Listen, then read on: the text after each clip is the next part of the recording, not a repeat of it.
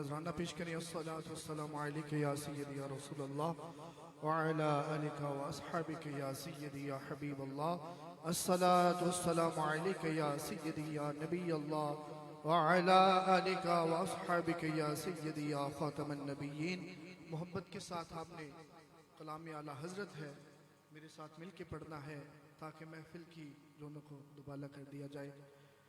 چمک تجھ سے پاتے ہیں سب پانے والے، چمک تجھ سے پاتے ہیں سب پانے والے، میرا دل بھی چمکا دے چمکانے والے، چمک تجھ سے پاتے ہیں سب پانے والے، میرا دل بھی چمکا دے چمکانے والے، برستا نہیں دیکھ کر ابر رحمت، برستا نہیں ہاں برستا نہیں دیکھ کر ابر رحمت، بدوں پر بھی برسا دے برسانے والے، بدوں پر بھی برسا دے برسانے والے۔ اہل سنت کی ترجمانی ہے، کوئی زبان خاموش نہیں رہنی چاہیے۔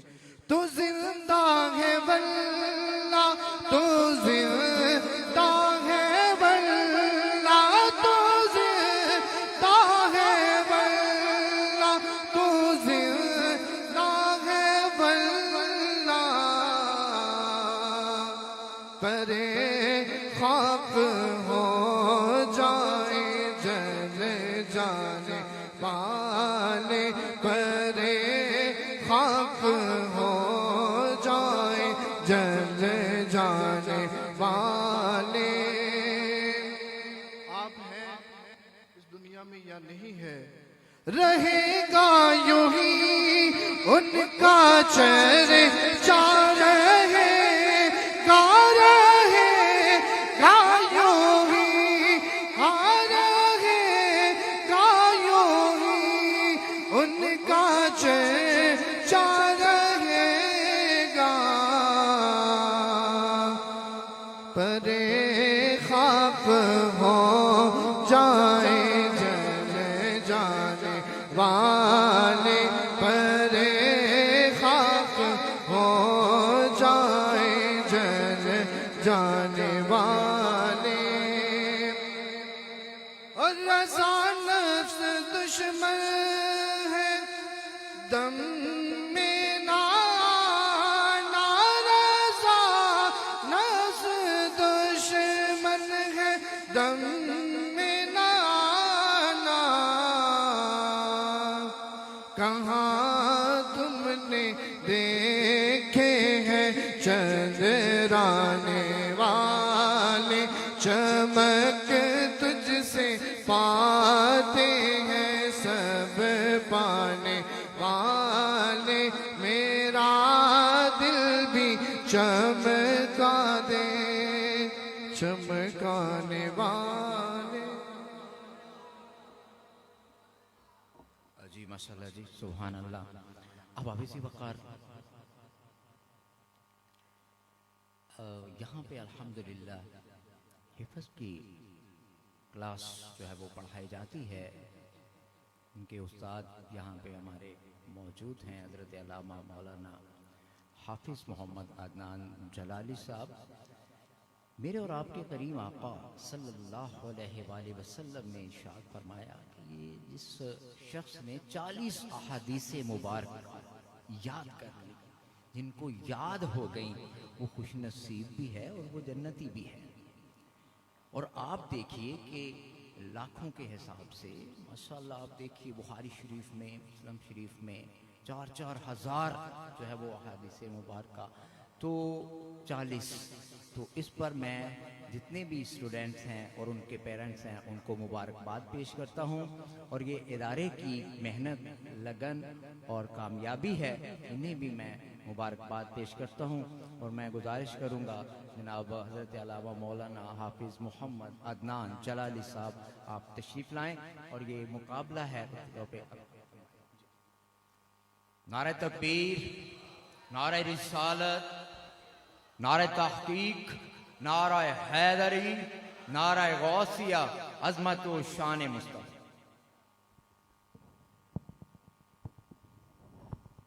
بحمد اللہ تعالی، اللہ تبارک و تعالی دے فضل و توفیق اور حضور نبی رحمت صلی اللہ تعالی علیہ وآلہ وسلم دی نظر عنایت اور قبلہ حضور اور حضرت صاحب دی نظر سایہ دے نال الحمدللہ بچیاں نے 40 احادیث مبارکہ، عربی عبارت، ترجمہ، حدیث دی کتاب جس کتاب دے اندروں حدیث یاد کیتی، او پھر حدیث دا نمبر زبانی یاد کرنے دی شہادت حاصل کیتی۔ ماشاءاللہ یہ چھوٹی گل نہیں، علماء کرام اور خطیب حضرات تشریف فرما نے، انہوں نے پتہ ہے کہ بیان دے دوران کتاب دا نام تو دسنا آسان ہی ہے، لیکن حدیث دا نمبر دسنا تھوڑا جنا ساڈے واسطے بھی اوکھا لگتا ہے، تھوڑا مشکل ہے، لیکن کر سکتے ہیں۔ لیکن الحمدللہ بچوں دے والدین واسطے بھی خوش قسمتی دی گل ہے کہ انہاں دے بچیاں نے حدیث دے نمبر دے نال الحمدللہ 40 احادیث مبارکہ یاد کیتیاں نے۔ وقت دامن تے گنجائش نہیں ہے کہ مزید بھی انہاں دی دسیا جائے کہ انہاں نے کی یاد کیتا، تھوڑے جنے وقت دے اندر انہاں دا تھوڑا جنا ٹیسٹ کیتا جائے گا۔ اچھا جی، انشاءاللہ حدیث نمبر 35 کیڑا بچہ سنا سکتا ہے جس نوں یاد ہے؟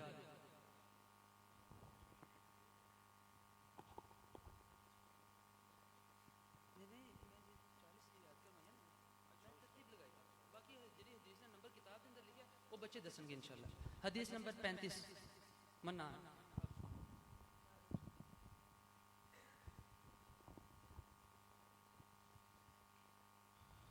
قال رسول اللہ صلی اللہ تعالی علیہ وآلہ وسلم، حدیث قدسی، من عاد لی ولیا فقد آذنتہ بالحرب۔ اللہ کے رسول صلی اللہ علیہ وآلہ وسلم نے فرمایا، جس کسی شخص نے میرے کسی ولی سے دشمنی کی تو اللہ تعالیٰ اس سے اعلان جنگ فرماتا ہے۔ بخاری شریف کی حدیث ہے، حدیث نمبر 6502۔ سبحان اللہ۔ بچے دل جوئی واسطے آخو ذرا سبحان اللہ۔ دیکھو انہوں نے حدیث کی کتاب اور سارا کچھ سناگستان دس چڑھیا ہے، آخو ذرا سبحان اللہ۔ اچھا حدیث نمبر 10 نمبر حدیث کون سنائے گا؟ کنوں یاد ہے؟ سی بھائی تسی سناؤ۔ قال رسول اللہ صلی اللہ علیہ وآلہ وسلم، الدنیا سجن المؤمن و جنت الکافر، دنیا مومن کے لیے جیل اور کافر کے لیے جنت ہے۔ صحیح مسلم شریف کی حدیث ہے، حدیث نمبر 2924۔ سبحان اللہ۔ حدیث نمبر 30 حدیث نمبر قال رسول اللہ صلی اللہ علیہ وآلہ وسلم، من یحرم الرفق یحرم الخیر کلہ۔ اللہ کے رسول صلی اللہ علیہ وآلہ وسلم نے فرمایا، جو نرمی سے محروم رہا وہ ہر برائی سے محروم رہا۔ صحیح مسلم شریف کی حدیث ہے 2592۔ سبحان اللہ۔ اچھا بس 2 حدیثاں ہو سنیا جان گیا انشاءاللہ، اس کے بعد انشاءاللہ آگے مزید پروگرام چلایا جائے گا۔ اچھا حدیث نمبر 17۔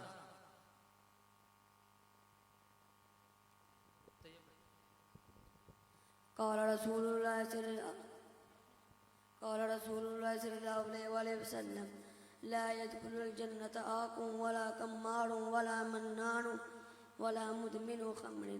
اللہ تعالیٰ کے رسول صلی اللہ علیہ وآلہ وسلم نے فرمایا، وہ شخص جنت میں نہیں جائے گا جو والدین کی نافرمانی کرتا ہو، جوا کھیلتا ہو، احسان جتاتا ہو اور شراب کا عادی ہو۔ نسائی شریف کی حدیث نمبر ہے 2505۔ حدیث نمبر 22 عبداللہ بھائی۔ قال رسول اللہ صلی اللہ علیہ وآلہ وسلم، خیرکم من تعلم القرآن وعلمہ۔ آپ صلی اللہ علیہ وآلہ وسلم نے فرمایا، جو نرمی سے محروم رہا وہ ہر بلائی سے محروم رہا۔ صحیح بخاری شریف کی حدیث ہے، حدیث نمبر 4445۔ نہیں اس طرح فیل ہو گئی، اس پر یہ صحیح نہیں ہے، حدیث بھی نہیں سنائی تے ترجمہ بھی صحیح نہیں ہے۔ اچھا حدیث نمبر 28 کون سنائے گا؟ منیب بھائی۔ قال رسول الله صلى الله تعالى عليه وآله وسلم الظلم ظلمات يوم القيامة او كما قال علیہ السلام. آپ صلی اللہ تعالی علیہ وآلہ وسلم نے فرمایا ظلم قیامت کے دن اندھیرے میں ہوگا. صحیح بخاری شریف کی حدیث ہے، حدیث نمبر 112. سارے بچے آئیے ماشاء اللہ. بچوں کی دل جوئی واسطے ایک بار پھر آکھو سبحان اللہ. اچھا تمام احباب واسطے گزارش ہے کہ تسی بھی اپنے اگر بچوں چاہتے ہو کہ اس طرح کی تعلیم دیتی جائے تو تمہیں گزارش ہے کہ اپنے بچوں اس مسجد دے اندر مدرسے کے اندر داخل کرواؤ. صرف یہ حدیث مبارکہ ہی نہیں، وقت دامہ گنجائش نہیں ہے تمہیں ہور بھی دسیا جاتا کہ انہوں نے کی یاد کیا تھوڑے جنے وقت کے اندر. انہوں نے ہور بھی بڑا کچھ یاد کیا ہے الحمدللہ. یہ میرا کوئی کمال نہیں، نہ ہی بچوں کا کمال ہے، حضور دی نگاہ کرم دا فیض ہے. یہ تو بچے دی فیض حاصل کر رہے ہیں. اگر تسی بھی چاہتے ہو کہ اسی بھی فیض حاصل کریے تو تسی بھی اپنے بچوں اس مسجد کے اندر اس مدرسے کے اندر داخل کرواؤ. اللہ تبارک و تعالی عمل دی توفیق عطا فرمائے. نبی علیہ السلام نے فرمایا کہ جب بندہ انتقال کرتا ہے وہ عمل جڑا ہے رک جاتا ہے سوائے 3 چیزاں تو. ایک جڑا صالح اولاد ہوندی ہے، نیک اولاد او تے اس واسطے تانوں اپنے بچے مدرسے کے اندر داخل کروانے پینے نے. اللہ تعالی عمل دی توفیق عطا فرمائے.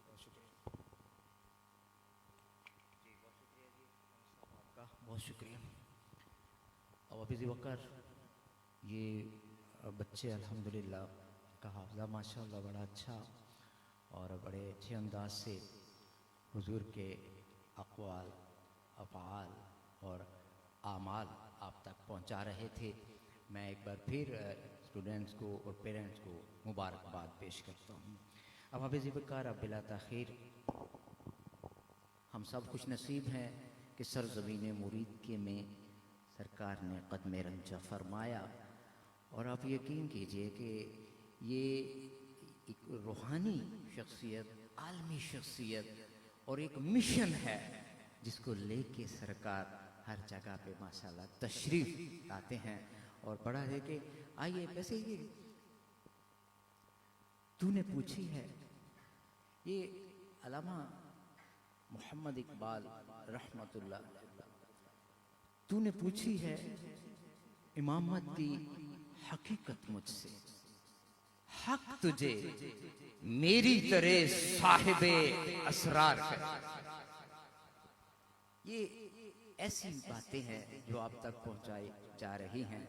تو یہ بلا تاخیر آپ بس استقبال کیجئے گا اور میں مائک جو ہے وہ حوالے کرنے جا رہا ہوں. بھرپور نعرہ، نعرہ تکبیر، نعرہ رسالت، نعرہ تحقیق، نعرہ حیدری، نعرہ غوثیہ، عظمت و شان مصطفیٰ. ماشاءاللہ جی آپ کی سماعتوں کی حوالے چیئرمین مفتی اللہ اللہ اللہ اللہ اللہ اللہ اللہ اللہ.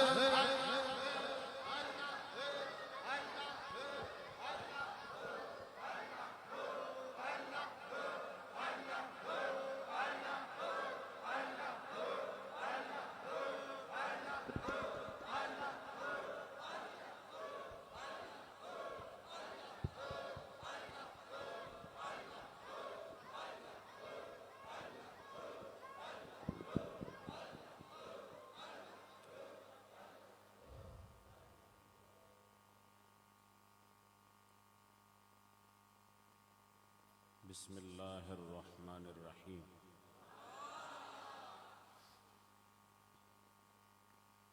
الحمد للہ رب العالمین، الصلاة والسلام علی محمد وعلی آلہ واصحابہ اجمعین.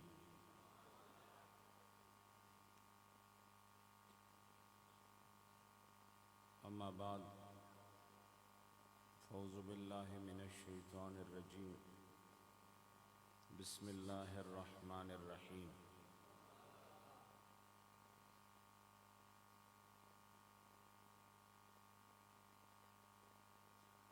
وعلمک ما لم تکن تعلم وکان فضل اللہ علیک عظیما.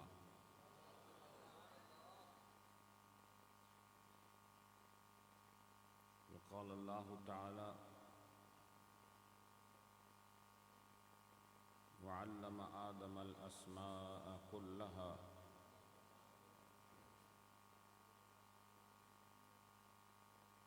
وقال الله تبارك وتعالى وما آتاكم الرسول فخذوه وما نهاكم عنه فانتهوا صدق الله مولانا العظیم۔ درود پاک پڑھ لیجیے۔ الصلاۃ والسلام علیک یا رسول اللہ وعلی آلک واصحابک یا حبیب اللہ۔ سبحان اللہ۔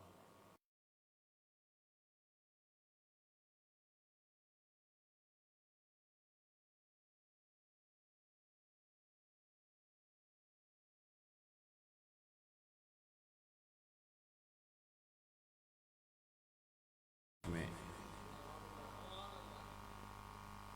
عرس پاک کی مقدس تقریب میں اللہ پاک علی وجہ تسلسل شرکت کا شرف عطا فرما رہا ہے۔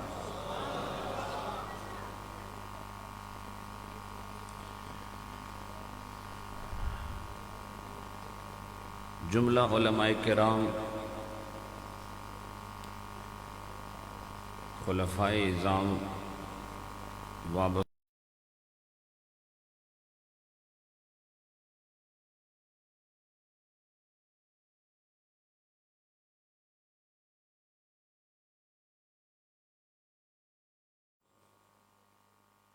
اپنے فضل و رحمت کے طفیل حشر والے دن کامیابی عطا فرمائے۔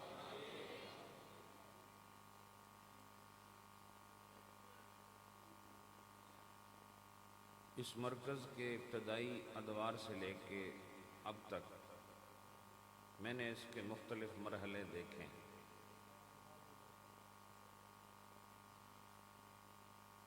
میں نے اس وقت بھی دیکھا جب یہاں صرف اینٹوں کا ڈھانچہ تھا، وہ کوئی جو پلاسٹر وغیرہ ہے وہ نہیں ہوا تھا۔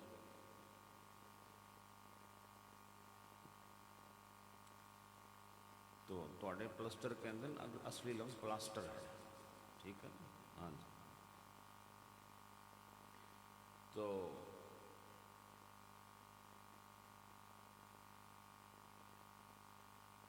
اس سے مجھے بھی ایک اشارہ اور ایک کنایہ ملتا ہے۔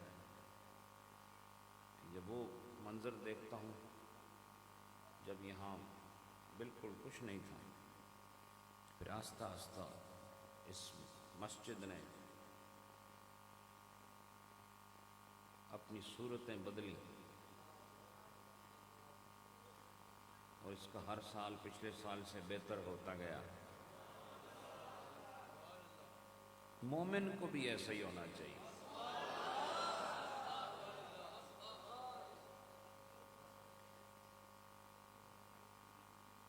مومن کی بھی یہی شان ہونی چاہیے کہ وہ ہر روز دین میں، شریعت میں، طریقت میں، عمل میں، اخلاص میں پچھلے دن سے بہتر ہوتا جائے۔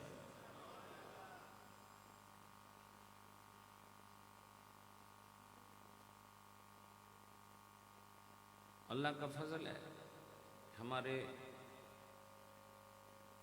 خلیفہ محمد شفیق صاحب نقشبندی نیروی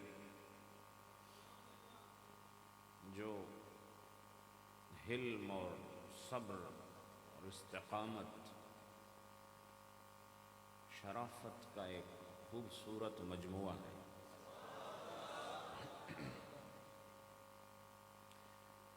اور حضرت صاحب رحمۃ اللہ علیہ کی نگاہ خاص کا نشانہ ہے۔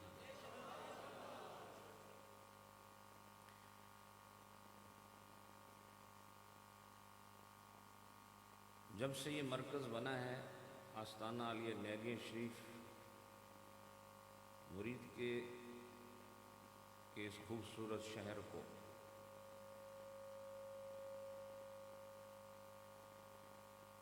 بہت اہمیت کی نگاہ سے دیکھتا ہے۔ ابھی آپ نے دیکھا کہ یہاں بچوں کی تربیت کو ایک نئے انداز سے پیش کیا گیا ہے۔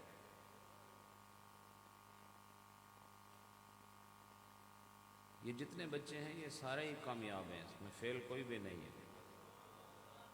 اس بچے نے حدیث کا نمبر غلط پڑھا ہے لیکن حدیث اس نے صحیح پڑھی، ترجمہ اس نے غلط پڑھا لیکن وہ کسی حدیث کا ترجمہ ضرور ہے۔ تو یہ امتحان جو ہوتے ہیں نا لوگوں کے سامنے، یہاں کے امتحان، اس سے سیکھنا چاہیے کہ جب بندوں کے آگے کھڑے ہو کر کسی چیز کا جواب دینا پڑ جائے تو گھبراہٹ ہوتی ہے۔ اس دن کو یاد کرو جب ساری مخلوق موجود ہوگی اور سوال کرنے والا رب ہوگا۔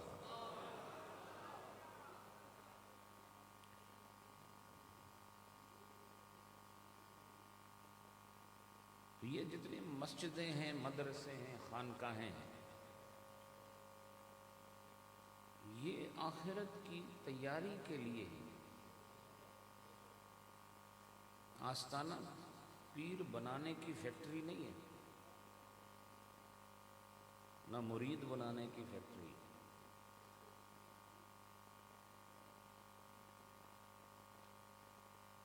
اور پیروں کو بھی اس پر فخر نہیں ہونا چاہیے میرے 2 لاکھ میں اسپیکر ٹھیک کرو بھائی، کدھر گیا اسپیکر والا صاحب، اس پہ شور نہیں ہونا چاہیے۔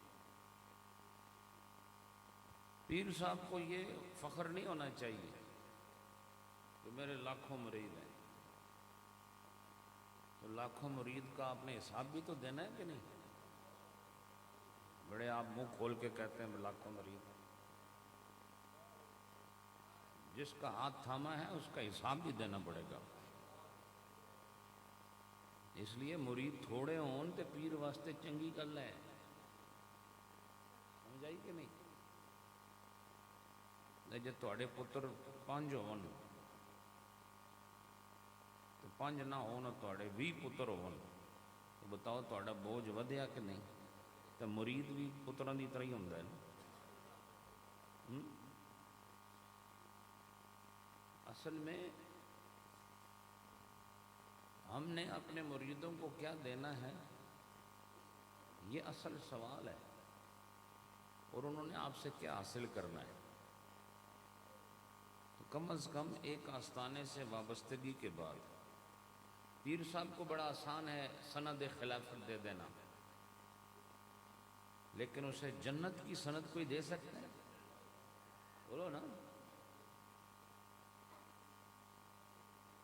میں سمجھتا ہوں کہ ایسے افراد تیار کرنے چاہیے مریدین کی حیثیت میں کہ جن کے معمولات اور جن کے معقولات، جن کے مشروبات اور جن کے شب و روز اور جن کے زندگی کے تمام شعبہ جات وہ نور قرآن کے اندر روشن ہوں اور نور فرمان محمدی کے ماتحت منور نظر آتے ہیں۔ پیر کا یہی کام ہوتا ہے کہ وہ اپنے مرید کی اصلاح کرتا ہے۔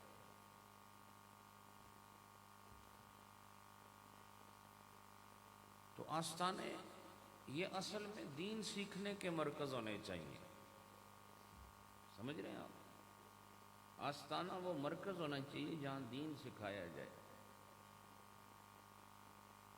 ابھی یہاں جو نقیب مجلس تھے انہوں نے ایک نعرہ لگایا، دربار عالیہ مدینہ شریف، ایسا ہی ہے، ایسا ہی ہے نا؟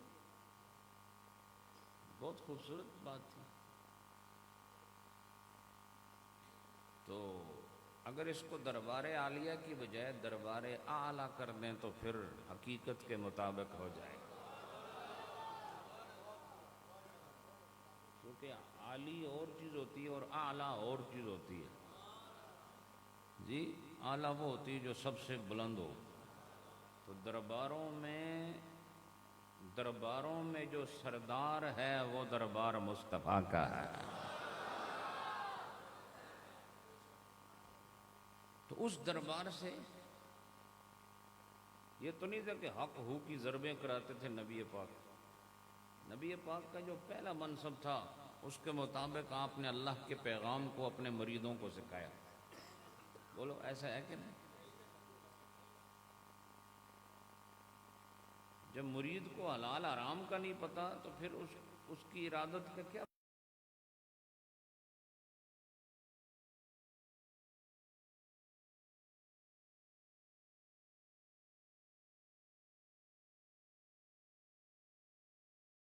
سلسلے کا کیا فائدہ ہے؟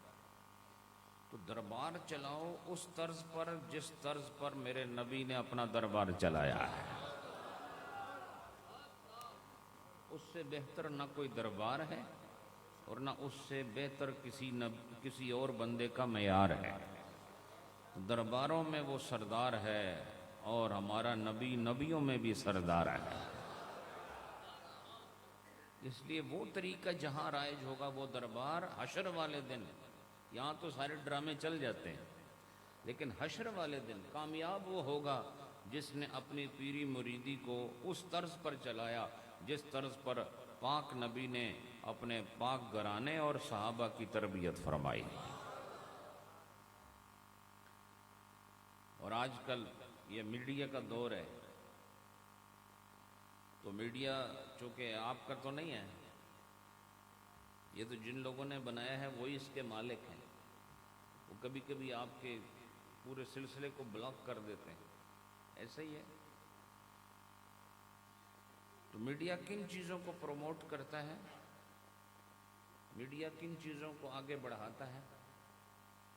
وہ دکھاتا ہے کہ کوئی ڈھول بجا رہے ہیں اور وہاں لوگ ناچ رہے ہیں اور پیر صاحب بھی ادھر ہی ہیں، یا کوئی پیر صاحب ذکر کر رہے ہیں اور مرید ناچ رہے ہیں. یہ آپ کو میڈیا دکھاتا ہے. یا کوئی قبر ہے اور وہاں کوئی قبر کے اوپر گھرا ہوا ہے، یا آپ دیکھ رہے ہیں کہ کوئی درختوں پہ بہت سارے کپڑے باندھ کے تو وہاں پر کسی نے جھنڈے لگائے ہوئے ہیں. سمجھ رہے ہیں؟ میڈیا یہ دکھاتا ہے. ابھی جیسے میں بیٹھ کے ابھی درس شروع کرنے والا ہوں، میڈیا یہ تو نہیں دکھاتا. یہ اس لیے دکھاتا کہ اس سے تصوف کو تقویت ملتی. وہ ایسے مناظر لوگوں کو پیش کرتے ہیں جس سے تصوف کو تقویت نہ ملے بلکہ تصوف وہ تنزل کا شکار ہو. لوگ نفرت کریں، پیر کے نام سے لوگ نفرت کریں، مزار کا نام آئے تو لوگ تھو تھو کریں، اور کوئی اللہ والے کی بات کرے تو فوراً شرک کا فتویٰ ہر عام و خاص دینا شروع ہو جائے. یہ ہے میڈیا کا فتنہ. تو ہم سے کوئی آ کے بات کرے، ہم انہیں بتاتے ہیں تصوف کس چیز کو کہا جاتا ہے. اور آپ بھی یہ جو آپ کے ہاتھوں میں موبائل ہے یہ شیطانی فیکٹری ہے یہ، ٹھیک ہے؟ اور شیطان کی جو چال ہوتی ہے بڑی خوفناک ہوتی ہے، چونکہ اس نے ایک سکرین کے اندر خیر اور شر دونوں کو جمع کر دیا ہے. سمجھ رہے ہیں؟ لوگوں کو قرآنی آیت دیکھنی ہے وہ بھی مل جائے گی آپ کو، اور کوئی فتنہ تلاش کرنا ہے وہ بھی مل جائے گا. یعنی آپ رذیل سے رذیل چیز چاہیں وہ مل جائے گی، اور معزز سے معزز چیز چاہیں وہ بھی مل جائے گی. لیکن انسانی نفس کے تقاضے ہیں، انسان اتنا مضبوط نہیں ہے. یہی تو آستانوں کا کام ہونا چاہیے کہ اپنے مریدوں کو ایسے تیار کریں کہ شر اور خیر جب آپس میں ایک دوسرے کے اندر ضم ہو کر آئیں تو مرید کے اندر اتنی صلاحیت ہونی چاہیے کہ وہ شر کو دفع کرے اور خیر کو اپنے سینے سے لگا لے.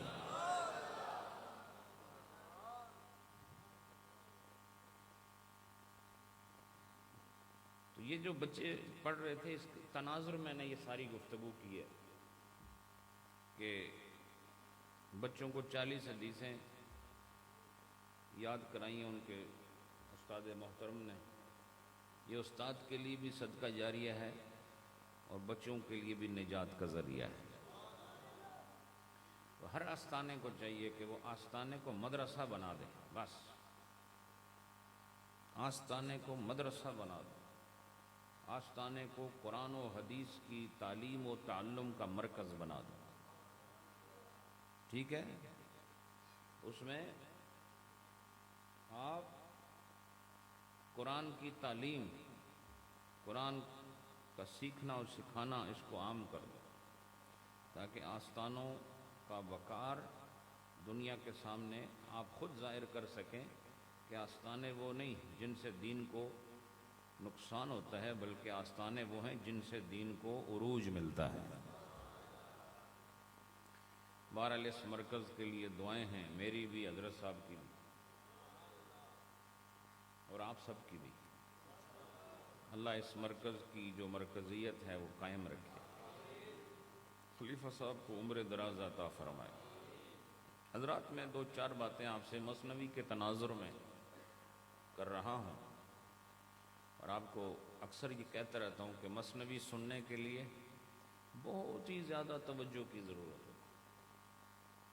تو جو سنا رہا ہے اس کی توجہ تو سننے والے سے بھی زیادہ ہوتی ہے کتاب کے اندر، لیکن سننے والے کو بہت زیادہ توجہ کی ضرورت ہے۔ اس لیے جتنی دیر گفتگو ہو آپ نے اپنی فکر کے جتنے بھی پرندے ہیں ان کے پروں کو باندھ کے رکھنا ہے، ٹھیک ہے؟ اور اپنی جتنی آپ کی بصارت ہے اس کا رخ بھی میری طرف ہونا چاہیے، اور آپ کی جتنی سماعت ہے اس کا رخ بھی میری طرف ہونا چاہیے۔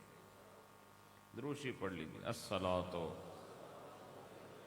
السلام علیک یا رسول اللہ وعلی آلک واصحابک یا حبیب۔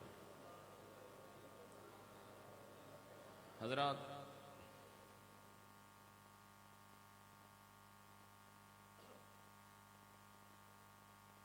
یہ جو ہم فیض حاصل کرتے ہیں، اس میں سب سے بڑا فیض کون سا ہے؟ سب سے بڑا فیض وہ ہے قرآن کا فیض۔ بولیے،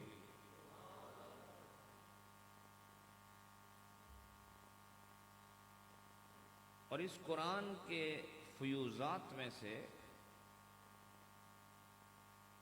پھر ہماری عبادات بھی شامل ہو جاتی ہیں، ہمارے معمولات بھی شامل ہو جاتے ہیں، ہمارے شب و روز کے اعمال بھی شامل ہو جاتے ہیں۔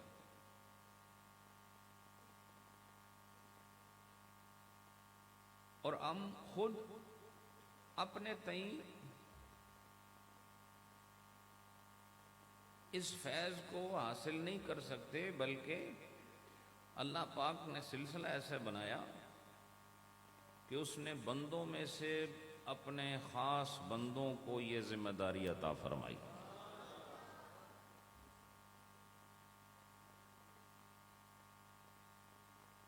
اس ضمن میں یہ یاد رکھیں کہ وہ بندے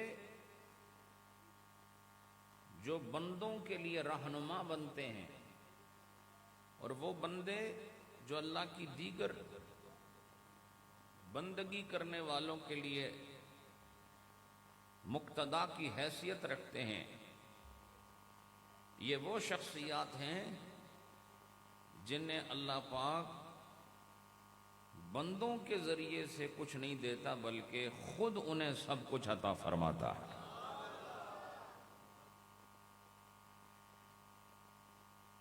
اور یہ ان کی شان کے موافق بھی یہی بات ہے کہ اللہ کا نبی بندے کا محتاج نہ ہو، فیوزات کے لینے میں، علوم کے حصول میں، معارف کے حصول میں، اور روحانی مخازن کے حصول میں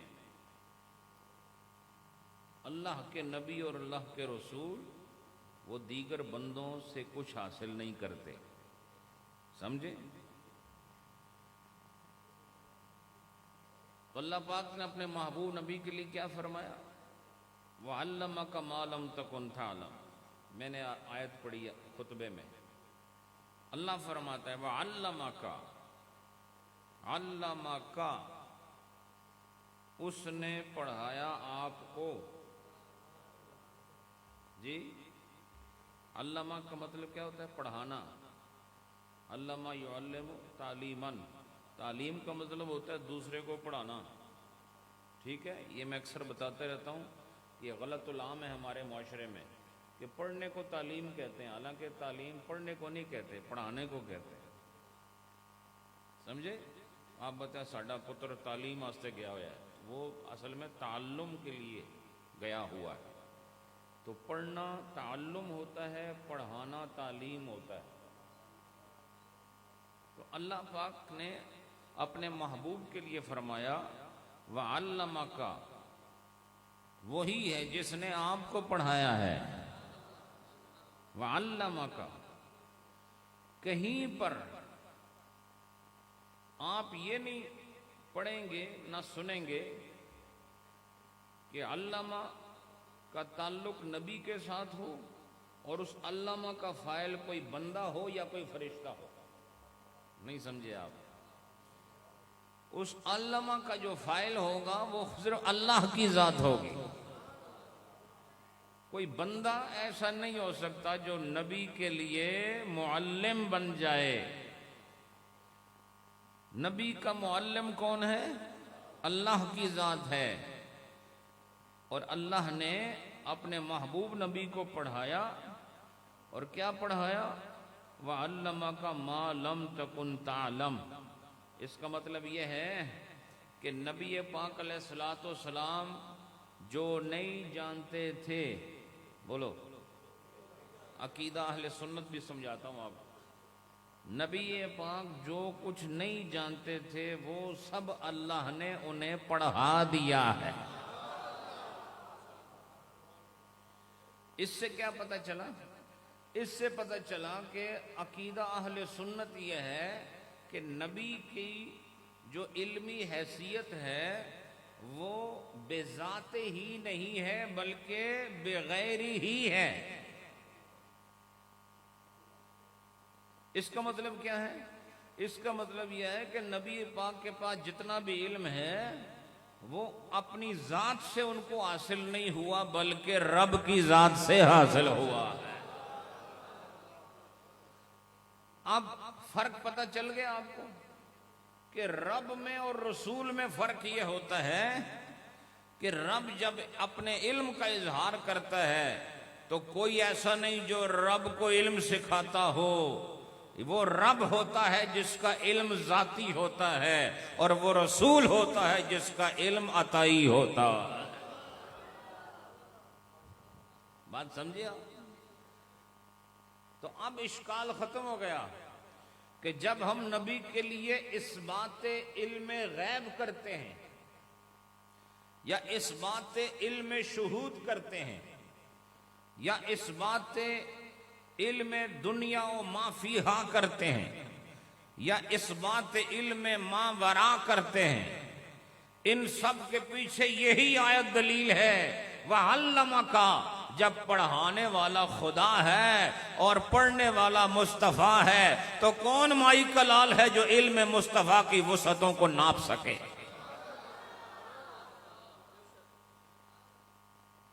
اور آگے اللہ پاک نے یہ بھی بیان فرما دیا کہ کیا سکھایا آپ کو. وَعَلَّمَكَ، عَلَّمَكَ، عَلَّمَكَ، اللہ نے آپ کو پڑھایا. بولو اللہ نے آپ کو پڑھایا. میرا موضوع یہ نہیں ہے، میں مثنوی کی طرف لا رہا ہوں آپ کو. اللہ نے آپ کو پڑھایا. آگے سوال ہے کیا پڑھایا؟ کسی خاص علم کا ذکر نہیں فرمایا، کلمہ ماں ذکر فرمایا. ماں، وَعَلَّمَكَ ماں، وَعَلَّمَكَ ماں لم تکن تعلم. صرف ماں تک رکھو. یہ ماں کلمہ عموم ہے. یہ جو ماں ہے یہ کلمہ عمومیت پر دلالت کرتا ہے، اور عمومیت کے اندر یاد رکھو کسی قسم کی کوئی قید نہیں ہے۔ اس سے پتہ چلا جو بھی علم ہے وہ ماں کے اندر ہے، اور جتنا علم ماں کے اندر ہے وہ نبی کے سینے کے اندر ہے۔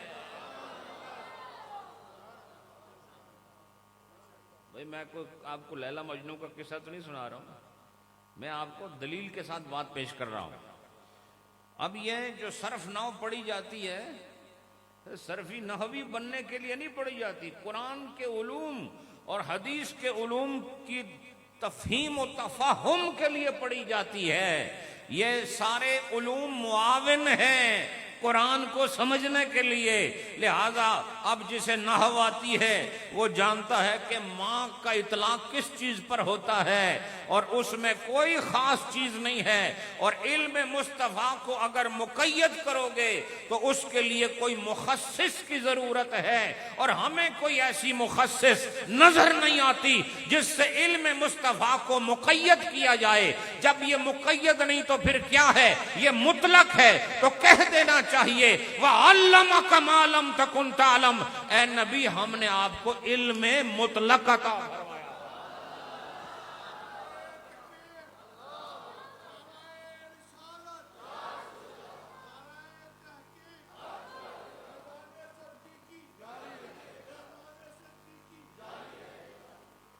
اب یہ علم کہاں سے آیا؟ دیکھو یہ باتیں آپ کو وہی کر سکتا ہے جس نے کو الف بے پڑھا ہوا ہے۔ سمجھ میں آ رہی کہ نہیں؟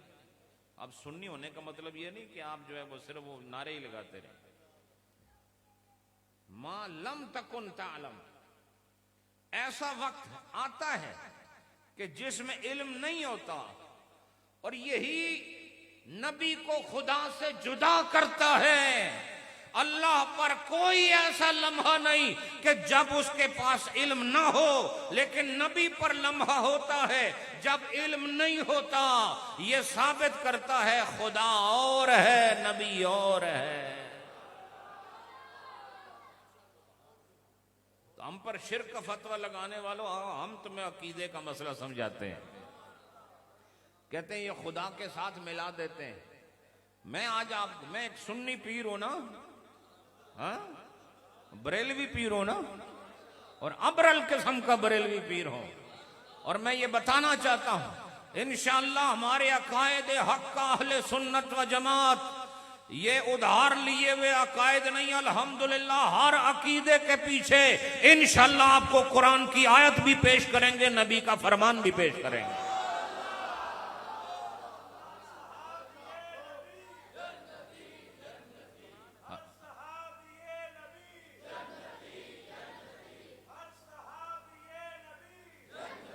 حضرات اب بندے میں اور رب میں کیا فرق ہے کہ بندے پر ایسا زمانہ گزرتا ہے جب وہ کچھ نہیں جانتا، لیکن جب اسے پڑھا، آپ اپنی یاد کرو نا، جب آپ پیدا ہوئے تھے، بولو، جب آپ پیدا ہوئے تھے تو وہ یاد بھی کوئی نہیں جب تسی پیدا ہوئے تھے، یاد ہے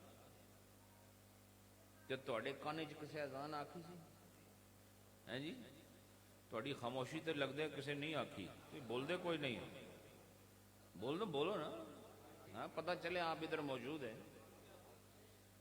تو آپ نے سنی ہے، آپ کے دائیں کان میں بھی کچھ پڑھا گیا، بائیں میں بھی کچھ پڑھا گیا، کیا پڑھا گیا؟ بولو، اذان اور تکبیر۔ اذان کون سے کان میں پڑھی گئی؟ سیدھا، ماشاءاللہ سیدھا نہیں سجا ہوندا ہے، ہاں کیا؟ ہاں سجا، ٹھیک ہے نا؟ اور یعنی دا مطلب ہے سیدھے دے مخالف ڈینگا ہوندا ہے، سمجھ آئی کہ نہیں؟ لہذا سجے دائیں کان میں اذان، بائیں میں تکبیر، یہ دو چیزیں آپ کو معلوم ہیں کہ آپ کے کان میں پڑھی گئی ہیں، لیکن جب پڑھی گئی ہیں اس وقت پتہ تھا؟ بولو، بعد میں پتہ چلا؟ بولو نا۔ تو آپ پہ ایک ایسا وقت گزرا کہ کہ جب آپ کے کانوں میں جو کہا گیا آپ اس کو پتہ نہیں، آپ نہیں جانتے، حالانکہ کان میں کہا گیا پھر بھی آپ نہیں جانتے، اور منہ کو کان کے قریب کرتے ہیں لوگ، ایسا ہی ہے نا، کان ایسے بچے کو اٹھاتے ہیں پھر اس کو کان جو ہے وہ قریب کرتے ہیں، ٹھیک ہے، اور اذان و اقامت پڑھتے ہیں، لیکن بچے کو کوئی نہیں پتہ ہوتا، بعد میں اس کو کوئی بتاتا ہے کہ یہ کام ہوا ہے، اور جب اس کو بتاتا ہے اس وقت اس کے بعد اس کو پتہ چل جاتا ہے کہ واقعی یہ کام ہوا ہے۔ اس سے پتہ چلا کہ خود آپ کے ساتھ جو کچھ ہوا آپ کو پتہ نہیں، آپ پیدا ہوئے آپ کو پتہ نہیں چلا، پتہ نہیں وہ کون سی گھڑی تھی جس دن آپ کو احساس ہوا کہ آپ زندہ ہیں۔ بولو بھائی، 6 مہینے کے بعد وہ وقت آیا، 7 مہینے بعد آیا، 8 مہینے بعد آیا، جس دن سے یعنی آپ کو جب پہلی بار کوئی شے اگر ابھی بھی یاد ہے نا، سمجھو وہی آپ کا وقت ہے جب آپ نے کچھ سوچنا سمجھنا شروع کیا، اس سے پہلے بھی آپ زندہ تھے، آنکھ والے تھے، کان والے تھے، زبان والے تھے، دست و قدم والے تھے، لیکن آپ پر وہ وقت گزرا جس میں آپ کچھ بھی نہیں جانتے تھے، اور اللہ وہ ذات ہے جس پر کوئی ایسا زمانہ گزرا ہی نہیں کہ جس میں وہ علم سے بے بہرہ ہو معاذ اللہ، بلکہ وقت کی کوئی قید لگانا بھی ذات باری تعالیٰ کے ساتھ روا نہیں ہے۔ اور اس کا مفہوم یہ ہوا اہل سنت و جماعت نبی کو خدا نہیں کہتی بلکہ نبی کو خدا کی عطا کہنے والی جماعت اہل سنت و جماعت۔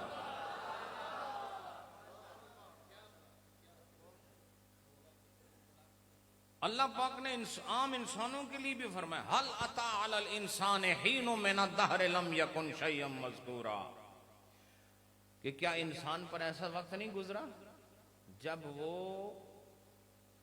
لم یکن، دیکھو وہاں کیا ما لم تکن، پچھلی آیت میں جو میں نے پڑھا تھا ما لم تکن، اور یہاں ما لم یکن، چونکہ انسان ہے نا تو انسان کی وجہ سے پھر مذکر غائب کا صیغہ استعمال ہو رہا ہے یکن، اور وہاں پر وعلمک ما لم تکن تعلم، وہاں پر مخاطب کا صیغہ آ رہا ہے، نبی پاک سے گفتگو ہو رہی ہے، اس لیے صیغہ مخاطب کا تکن آیا ہے، سمجھے؟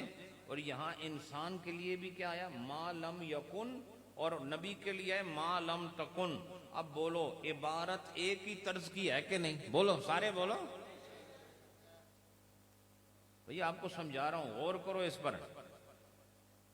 فرمایا وَعَلَّمَكَ مَا لَمْ تَكُنْ تَعْلَمْ، اور اللہ فرماتا ہے هَلْ أَتَى عَلَى الْإِنسَانِ حِينٌ مِّنَ الدَّهْرِ لَمْ يَكُنْ شَيْئًا، لم یکن شیئا، اس سے پتہ چلا کہ لم یکن شیئا کا مطلب یہ ہے کہ ایک وقت ایسا تھا جب ہم نہیں تھے، بولو ایک وقت ایسا تھا جب ہم نہیں تھے، اور ایک وقت ایسا تھا جب نبی کے پاس علم نہیں تھا، لیکن اللہ فرماتا ہے تم جب نہیں تھے تو تمہارا ذکر بھی نہیں تھا، لم یکن شیئا مذکورا، تم مذکور نہیں تھے، اس لیے کہ مذکور تب ہوگے جب تم ہوگے، جب تھے ہی نہیں تو تمہارا ذکر کیا ہوتا، اور جب تم ہوگے تو تمہارا ذکر بھی ہو گیا، تو جب تم قابل ذکر ہوئے ہونے کے بعد تو نبی بھی قابل علم ہوئے خدا کے پڑھانے کے بعد۔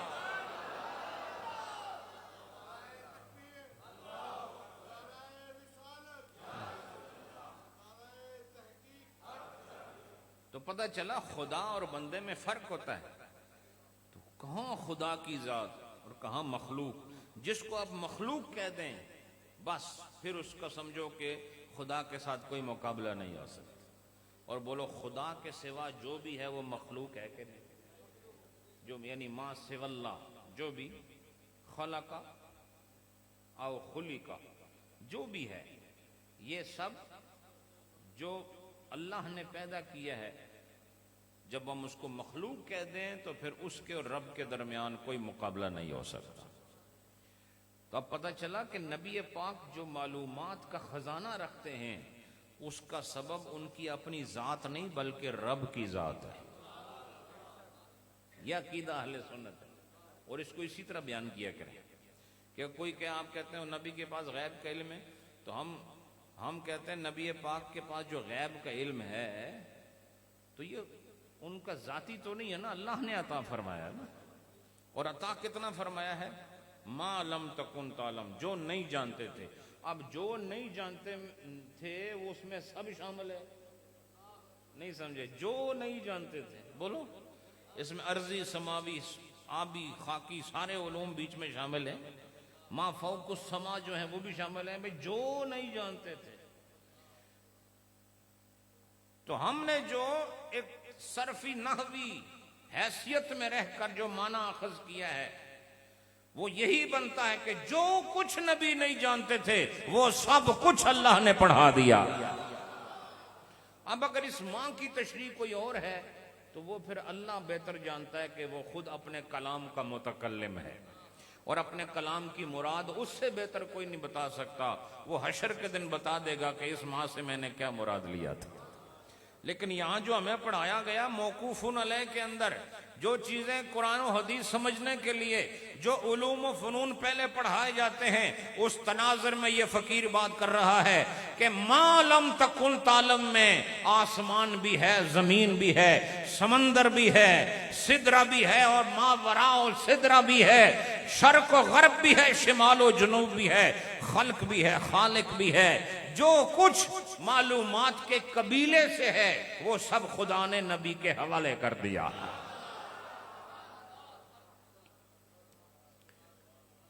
تو اب یہ پتہ چلا کہ خدا نے ان کو علم عطا فرمایا.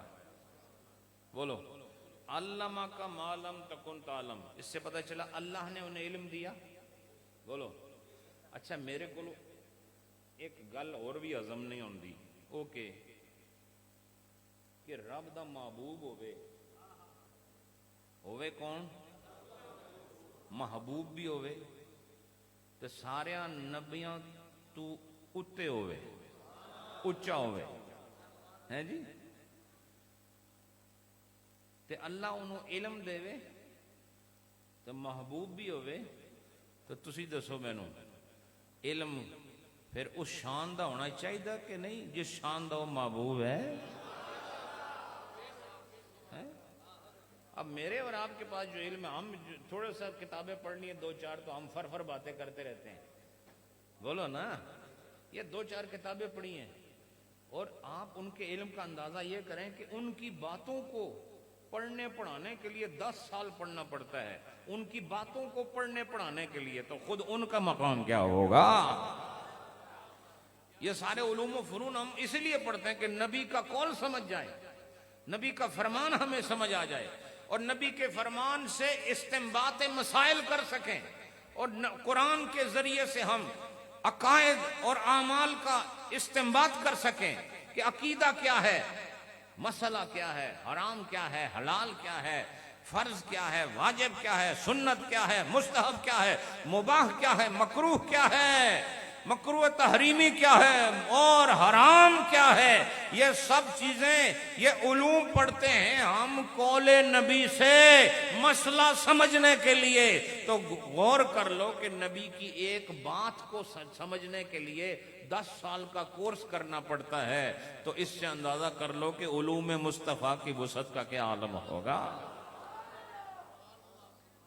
ہاں تو اللہ، اب میں ایک بات کر کے آگے جا رہا ہوں کہ اللہ نے علم دیا اپنے محبوب کو اس کی محبوبیت کے مطابق اور اپنی شان کے مطابق،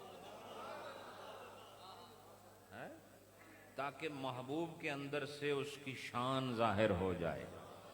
تو ہم جیسے جو نکمے ہیں ان کو اتنا علم دے دیا ہے جی، تو وہ جو ساری مخلوق میں سوا ہے اور وہ جو سب میں جدا ہے اور وہ جو اولین و آخرین میں منفرد بلکہ فرد وحید ہے اور وہ جو اولین و آخرین میں ممتاز ہے، اس ذات کو جب وہ علم عطا فرمائے تو پھر دونوں شانیں دیکھی گئی ہیں. رب اپنی شان کے مطابق دے رہا ہے اور ان کی شان کے مطابق دے رہا ہے. اور ان کی شان کے مطابق کیوں دے رہا ہے؟ اس لیے کہ وہ شان بھی رب نے عطا فرمائی. کتنی خوبصورت بات ہے کہ شان بھی وہ دے رہا ہے، پھر اس شان کے مطابق علم بھی وہ دے رہا ہے. اب آپ سے میں یہ کہتا ہوں کہ جب اللہ نے اپنے محبوب کو علم دیا، بولو، تو اب وہ علم منتقل ہوا اہل بیت اور صحابہ کے پاس. ایسا ہی ہے، بولو نا. وہ علم منتقل ہوا اہل بیت اور صحابہ کی طرف. اس بات کو یاد رکھنا آپ نے. میں بھولنے کا عادی ہوں، پر آپ نے اس کو یاد رکھنا ہے. میں یہاں روک رہا ہوں اس کو اور دوسری طرف چلتے ہیں. آدم علیہ السلام کو کس نے سکھایا؟ بولو. اچھا، جس طرح نبی کے لیے فرمایا وَعَلَّمَكَ، علمہ کا صیغہ استعمال کیا، یہاں آدم کے لیے بھی میں نے ہی وہ صیغہ استعمال کیا ہے. وَعَلَّمَ، وَعَلَّمَ، میں صرف صیغہ پڑھ رہا ہوں. وَعَلَّمَ، اور ادھر کیا تھا؟ وَعَلَّمَ، ادھر بھی علمہ، ادھر بھی علمہ. وہاں وَعَلَّمَ آدم، علمہ آدم، اور وہاں علمہ کا. دونوں کا بولو، دونوں کا معلم کون ہے؟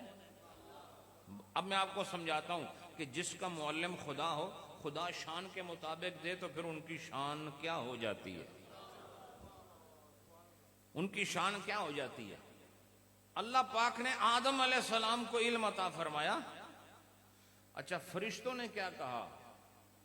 لا علم لنا الا ما علمتنا. وہاں پر بھی علمہ کا صیغہ ہے. نہیں سمجھے؟ صرف ہے کون سا صیغہ؟ مخاطب کا صیغہ ہے. کیوں؟ کہ وہ اللہ کے سامنے بات کر رہے ہیں. کیا کہتے ہیں؟ فرشتوں کو اللہ نے کھڑا کیا اور کہا بتاؤ یہ چیزوں کے نام بتاؤ. تو انہوں نے کیا جواب دیا؟ سبحانک، ساری پاکی تیرے لیے. یہ نقص سے پاک ہونا تیری شان ہے. سبحانک جب کہا جائے تو اس سے بندہ اپنی کمزوری کا اظہار کرتا ہے اور رب کی برتری کا اعلان کرتا ہے. لا علم لنا، انہوں نے جن سے علم کی نفی کر دی. کہا ہمارے پاس علم ہے ہی نہیں ہے، ہمارے پاس علم ہے ہی نہیں ہے. الا ما، سوائے اس کے، الا ما علمتنا، جو تو نے ہمیں عطا فرمایا. بولو، جو تو نے ہمیں عطا فرمایا. اب اس ماں کے اور نبی کے ماں کے اندر فرق نہیں سمجھے؟ نبی کے لیے کیا فرمایا؟ وَعَلَّمَكَ مَا لَمْ تَكُنْ تَعْلَمْ. اور انہوں نے کیا کہا؟ الا ما، الا ما، الا ما. تو پھر آپ کہہ سکتے ہیں کہ فرشتوں کے لیے بھی ماں آیا تو ان کو بھی سب کچھ مل گیا. لیکن انہوں نے ان کے ماں میں اور نبی کے ماں میں فرق یہ ہے کہ نبی کا جو کلام اللہ نے ذکر فرمایا ہے نبی کے لیے، اس میں یہ ہے کہ ہم نے جو آپ کو نہیں پتا تھا سب سمجھا دیا ہے، سب پڑھا دیا ہے. لیکن فرشتوں کو جب اللہ نے پہلے سوال کیا، پھر پوچھا بتاؤ ان چیزوں کے نام آتے ہیں تمہیں؟ اس وقت انہوں نے کہا نہیں، جتنا تو نے ہمیں پڑھایا ہمیں وہ آتا ہے، یعنی ان کے نام نہیں آتے. پتہ چلا سارے فرشتوں کو جو پڑھایا وہ ماں اور ہے، جو محمد کو پڑھایا وہ ماں اور ہے.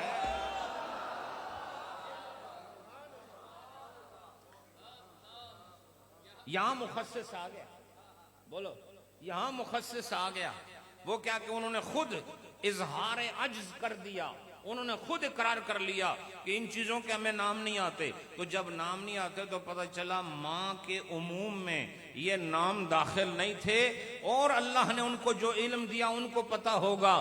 لیکن محمد الرسول اللہ کے لیے ایسا کوئی مخصص ذکر نہ فرمایا کہ ہم نے آپ کو علم دیا، بتاؤ فلاں فلاں چیز کا پتہ ہے، اور نبی نے اظہار عجز کیا ہو. نہیں، بلکہ یوں کہنا اب درست ہو گیا کہ کلمہ ماں کا عموم یہ اپنے عام ہونے میں بھی نبیوں کے ساتھ ذکر ہو تو اور ہو سکتا ہے، فرشتوں کے ساتھ ذکر ہو تو اور ہو سکتا ہے. سمجھے بات؟ اب آگے بڑھیں تو فرشتوں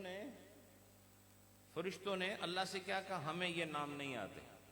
اور اللہ پاک نے آدم علیہ السلام کو کیا فرمایا؟ وَعَلَّمَ آدَمَ الْأَسْمَاءَ كُلَّهَا. بولو. اب اسماء کی جو کلی ہے، اس کلی کے جتنے افراد ہیں، ان افراد کی جتنی معلومات ہیں، بتاؤ سب ان کے دامن میں اللہ نے ڈالی کہ نہیں؟ بولو، ڈالی کہ نہیں ڈالی؟ وہ سب نام جانتے تھے. اور رومی صاحب نے اس پر بھی پورا مضمون ذکر کیا ہے، وہ میں ادھر نہیں جا رہا. میں تو ابھی تک میری اصل گفتگو شروع ہی نہیں ہوئی، اور لگتا ہے ہوگی بھی نہیں، اسی طرح ختم ہو جائے گا کام. تو علم آدم الاسماء، اللہ نے سکھائے آدم کو اسماء، نام سکھائے. اور فرشتوں کو وہ نام نہیں آتے تھے. اب سمجھو، فرشتوں کو جو نہیں آئے وہ بھی رب کی وجہ سے، اور آدم کو جو آ گئے وہ بھی. بولو، اگر اللہ نے ان کو سکھایا ہوتا تو وہ فر نام پڑھ لیتے، لیکن اللہ نے ان کو نہیں دیا، آدم کو دیا. تو اب یہ کہنے میں ہم حق بجانب ہیں کہ سارے فرشتے مل کر سنیو، سارے فرشتے مل کر آدم کے علم کا مقابلہ نہیں کر سکے. اور اس جہان میں کہ آدم جنت میں موجود ہیں، اور سارے فرشتوں کو اللہ پوچھ رہا ہے، کیا پوچھ رہا ہے؟ بتاؤ ان چیزوں کے نام. وہ نام نہیں بتا سکے.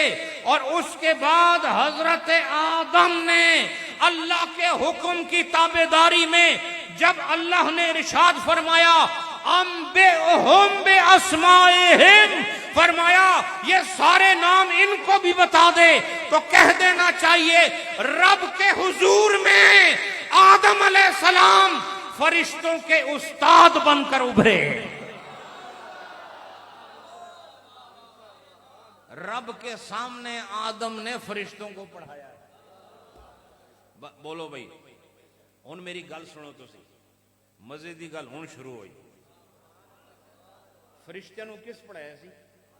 اللہ پڑھایا. سبحانک لا علم لنا الا ما علمتنا. تے کس پڑھایا فرشتوں نو؟ اللہ نے پڑھایا. آدم نو کس پڑھایا؟ اچھا، آدم نو جو پڑھایا وہ فرشتوں نو نہیں پڑھایا. وہ جو فرشتوں نو اللہ نہیں پڑھایا، فرشتوں نو کس پڑھایا؟ ہاں، یہ ہوئی نا بات. اب آپ سمجھ گئے کہ اللہ ہی پڑھاتا ہے، لیکن کبھی ایسا موقع بھی آتا ہے کہ خدا اپنے بندے کی شان ظاہر کرنے کے لیے آدم کی طرح اسے فرشتوں کا استاد بنا کے بتاتا ہے. جسے میں نمازتا ہوں اس کو ایسی ہی عظمت عطا ہوتی ہے. اب یہ علم اسماء کا خدا نے نہیں پڑھایا ان کو. جب قرآن نے کیا کہا؟ انبئہم باسمائہم. انبئ یہ امر کا صیغہ ہے، سمجھے کہ نہیں؟ نبأن خبر کو کہتے ہیں، ٹھیک ہے؟ اور انباءن کسے کہتے ہیں؟ خبر دینے کو کہتے ہیں. تو اللہ پاک حکم فرما رہا ہے انبئہم باسمائہم. اللہ فرما رہا ہے ان کو وہ سارے نام بتا دو. پہلے انہوں نے کیا کہا؟ سانو کوئی نہیں پتا. لیکن جب آدم نے بتا دی اب پتہ چلا کہ نہیں؟ تو یوں کہہ سکتے ہو کہ آدم فرشتوں کا بھی معلم ہے. نہیں ہے؟ دیکھو میں کوئی بات بلا دلیل کر رہا ہوں. بولو، قرآن پڑھ کے سنا رہا ہوں نا آپ کو، ہر چیز با دلیل پیش کر رہا ہوں. تو وہ کام جو خدا نے پہلے کیا تھا بعد میں نہیں کیا. اس سے عقیدہ اہل سنت ثابت ہوتا ہے کہ یہ جو ہم وسیلہ وسیلہ وسیلہ وسیلہ وسیلہ کرتے ہیں یہ خدا نے خود پیدا فرمایا.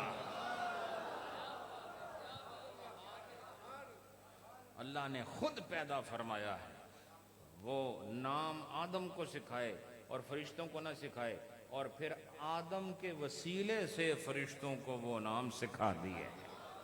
اب آپ سے پوچھتا ہوں کہ علم آدم الاسماء، علم الاسماء اور وَعَلَّمَكَ مَا لَمْ تَكُنْ تَعْلَمْ میں بھی زمین آسمان کا فرق ہے۔ اگر علم الاسماء کی وجہ سے فرشتے آدم کے آگے جھک جاتے ہیں تو پھر الرحمن علم القرآن کی وجہ سے یہ ساری کائنات میرے نبی کے آگے جھکی نظر آ رہی ہے۔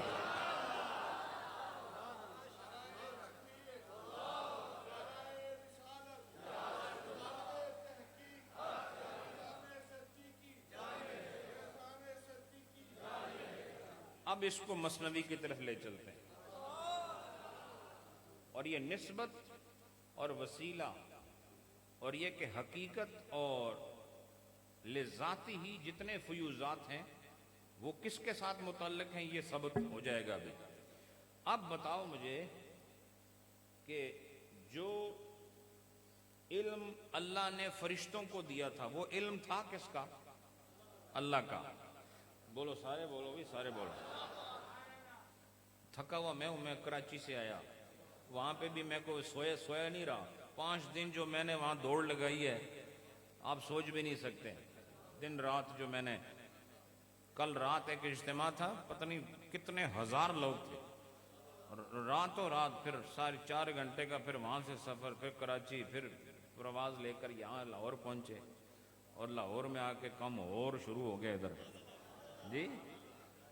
تو کل بھی اسی طرح مصروف، پرسوں انشاءاللہ داتا کی نگری میں، بلکہ داتا نگر میں،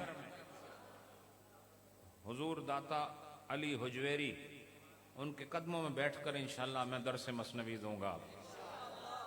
آپ سب نے آنا ہے۔ اب بتاؤ، جو علم اللہ نے فرشتوں کو دیا تھا وہ علم کس کا تھا؟ اللہ کا۔ اچھا، جو علم اللہ نے آدم کو دیا وہ کس کا علم تھا؟ اچھا، جو آدم نے پھر فرشتوں کو دیا وہ کس کا علم تھا؟ تو پھر اہل سنت کا عقیدہ برحق عقیدہ۔ بات نہیں صاحب، میں بات کی نہیں، لیکن میں سمجھتا ہوں اتنی عقل ہے آپ میں کہ میں کیا کہنا چاہتا ہوں کہ وہ آدم پڑھائے یا خدا پڑھائے، بات ایک ہے، کیونکہ دینے والا خود رب العالمین ہے، فیض وہی ہے، وہ رب طریقہ بنا دیتا ہے، چاہے خود پڑھا دے یا اپنے کسی بندے کے ذریعے سے پڑھا دے۔ تو خود پڑھائے تب بھی اسی کی مہربانی ہے، کسی کے ذریعے سے پڑھائے تب بھی اسی کی مہربانی، کیونکہ جو مل رہا ہے وہ خدا کا ہے۔ اس سے پتہ چلا ہمیں جو کچھ ملتا، ہم جو کہتے ہیں نبی کے وسیلے سے ملا ہے، نبی کے وسیلے سے بھی ملا تو سمجھو خدا نے ہی دیا ہے۔ اس سارے واقعے سے سمجھ آ رہا ہے۔ اب رومی صاحب اس کو کیسے بیان کرتے ہیں؟ آپ کے پیر صاحب آپ پہ کوئی مہربانی کرتے ہیں تو پیر صاحب کے پاس کیا ہے؟ پیر صاحب نو مرید اگر 2 مہینے خرچہ نہ دیں تو پیر صاحب کی چھٹی، میں دربار دیں، ختم۔ سمجھے کہ نہیں؟ آج کل کے پیروں کی بات کرتا ہوں۔ وہ اور تھے جو اس شان و شوکت کے محتاج نہیں تھے، سمجھے کہ نہیں؟ یہ جو استقبال ہوتے ہیں بڑے بڑے پیر صاحب آ رہے ہیں، پیر صاحب پہلے جتنے اولیاء اللہ، بایزید بستامی کا کوئی ایک استقبال دکھا دو، بولو نا۔ حضرت جنید بغدادی کا کوئی استقبال دکھا دو جی، بتائیں نا۔ یہ سب ہم نے جو ڈرامے شروع کر دیے جس کی وجہ سے پیروں کی عادتیں خراب ہو گئی ہیں، سمجھے؟ پیروں کی عادتیں خراب ہو گئی ہیں۔ تو ایسے پیر جو پروٹوکول مانگتے ہیں، لعنت دے جو ایسے پیروں، سمجھ آ رہی ہے آپ؟ جو پروٹوکول مانگتے ہیں۔ اچھا، آپ کو پتہ ہے یہ میں نے اس پر درس دیا مشکات شریف سے کہ یہ کسی شخصیت کی آمد پہ کھڑا ہونا، اس کا جواز بھی ذکر ہے، عدم جواز بھی ذکر ہے، سمجھے؟ تو اس کے جواز کی صورت یہ ہے کہ وہ آدمی خود سے مطالبہ نہ کرتا ہو، نہ اپنے من میں خواہش رکھتا ہو کہ میں جاواں تو لوگ کھلو جان۔ وہ پیر صاحب، آج کل کا جو پیر صاحب ہے وہ تو چاہتا ہے میری گاڑی کے ساتھ لوگ دوڑیں ورنہ ان کی بیعت ختم، میں کمرے میں آؤں نہ کھڑے ہوں تو بس ان پر سخت قسم کا فتویٰ، سمجھے؟ احادیث میں واضح ممنوع ہے اور کہیں مشروع بھی ہے، ممنوع بھی ہے مشروع بھی ہے۔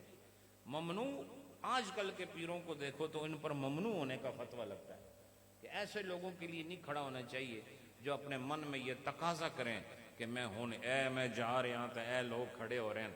اس کھڑے ہونے سے اور تیرے جانے سے لاکھ درجے بہتر ہے کہ تو مر جائے، اس لیے کہ تو خود بھی گرفتار جرم ہوگا، ان کو بھی اپنے ساتھ بدنام زمانہ کرے گا، ان کو بھی خدا کے عذاب میں مبتلا کرے گا۔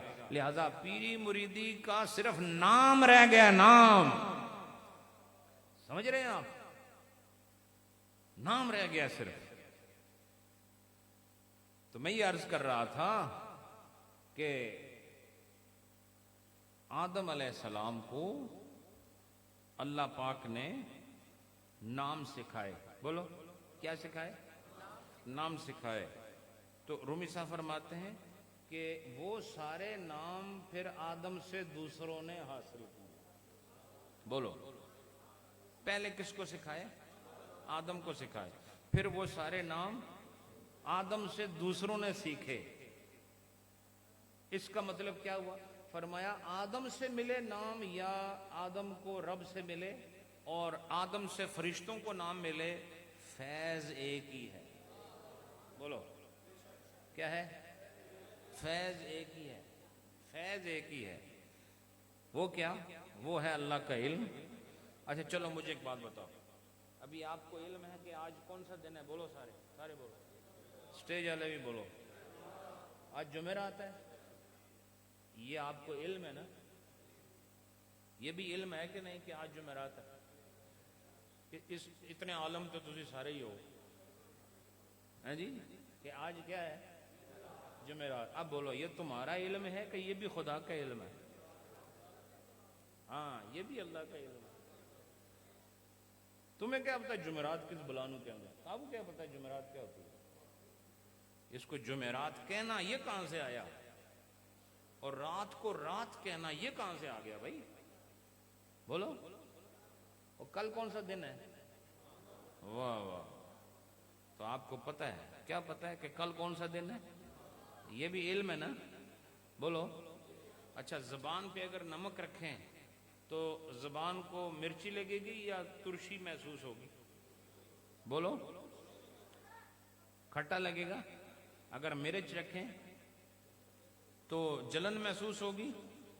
تو آپ کو پتہ چل گیا کہ نمک چاہے زبان پر آئے یا نہ آئے، علم آ گیا کہ یہ زبان پہ رکھو گے تو ترش ہوگا، کھٹا ہوگا۔ اور علم آ گیا کہ مرچ اگر زبان پہ رکھیں گے تو یہ جلن ہوگی۔ یہ علم آپ کا ہے یا خدا کا ہے؟ پتہ چلا جس کو جڑا بھی علم ہے وہ خدا دا علم۔ کوئی ماں سے سیکھتے ہو وہ بھی خدا کا علم ہے، جو باپ سے سیکھتے ہو وہ بھی خدا کا علم ہے۔ جب ماں آپ کو کپڑے پہنا رہی ہوتی ہے نا، چھوٹے بچے ہوتے ہیں آپ، اور آپ کو ایک وقت آتا ہے پھر آپ کوشش کر کے خود ہی قمیض پہن لیتے ہیں، بولو نا، یہ بھی علم ہے نا؟ قمیض پہننا بھی علم ہے کہ نہیں؟ ایسا ہے؟ تو یہ علم ماں کے پاس بھی کسی ماں سے آیا، سمجھے کہ نہیں؟ اس ماں سے تمہارے پاس آیا، لیکن پیچھے چلتے جاؤ تو آخر میں بات رب تک پہنچ جائے گی، اور رب کے بعد بات پیچھے آگے نہیں جا سکتی کیونکہ وہ اصل ہے۔ جہاں اصل، بتاؤ جڑ کے بعد کیا ہوتا ہے؟ بولو۔ جڑ سے آگے تو بہت کچھ ہے، لیکن جڑ کے پیچھے کیا ہے؟ کچھ بھی نہیں۔ اس لیے آگے جاؤ تو پورا جہان نظر آئے، پیچھے جاؤ تو صرف ایک خدا نظر آتا ہے، سمجھے؟ تو اب جو بھی علم ہے تمہارے پاس یہ خدا کا علم ہے، لیکن خدا نے آپ کو علم عطا فرمایا، لیکن کوئی آپ نے ماں سے سیکھا وہ بھی اللہ کا علم، باپ سے سیکھا وہ بھی اللہ کا علم ہے، استاد سے سیکھا وہ بھی اللہ کا علم ہے، اپنے مرشد سے سیکھا وہ بھی خدا کا علم ہے۔ لیکن بولو سیکھا تو کسی سے ہے نا؟ اسی کو وسیلہ کہتے ہیں، لیکن فیض ایک ہی ہوتا ہے۔ بولو فیض ایک ہی ہوتا ہے، افراد اور ہوتے ہیں جن سے آدمی سیکھتا ہے۔ اب رومی صاحب فرماتے ہیں تحت لفظ میں سنو، आदम राऊ बखेश आसमान नमूद, आदम राऊ बखेश आसमान नमूद। आदम अलैहिस्सलाम को उसने अपनी जनाब से नाम रोशन करके दिखा दी, अपनी जनाब से अल्लाह के लिए फरमा रहे हैं। और आगे फरमाते हैं दीगरा रा अज आदम अस्मा में कुशूद। लेकिन कहते हैं बाकी जो लोग हैं, दीगर से मुराद फरिश्ते हैं, कि फरिश्तों ने वो इल्म अल्लाह से नहीं हासिल किया, फरिश्तों ने वो इल्म आदम से हासिल किया, लेकिन हकीकत में अल्लाह से ही हासिल किया। बोलो ऐसा ही है। अब समझो कि नबी रहमत हैं, हम कहते हैं नबी रहमत हैं, तो नबी रहमत हमारा अकीदा है, नबी देने वाले हमारा अकीदा है, लेकिन हकीकत में नबी का रहमत होना भी खुदा की वजह से है, नबी का हमें देना भी खुदा की वजह से। जैसे इस मिसाल से आदम मेरा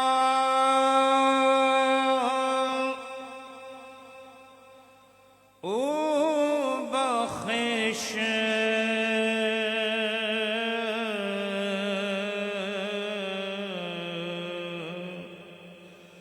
आसमान नमूद,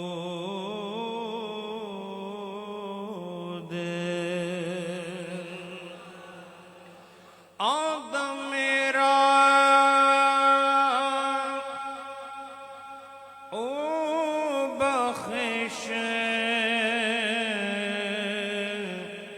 आसमान नमूद,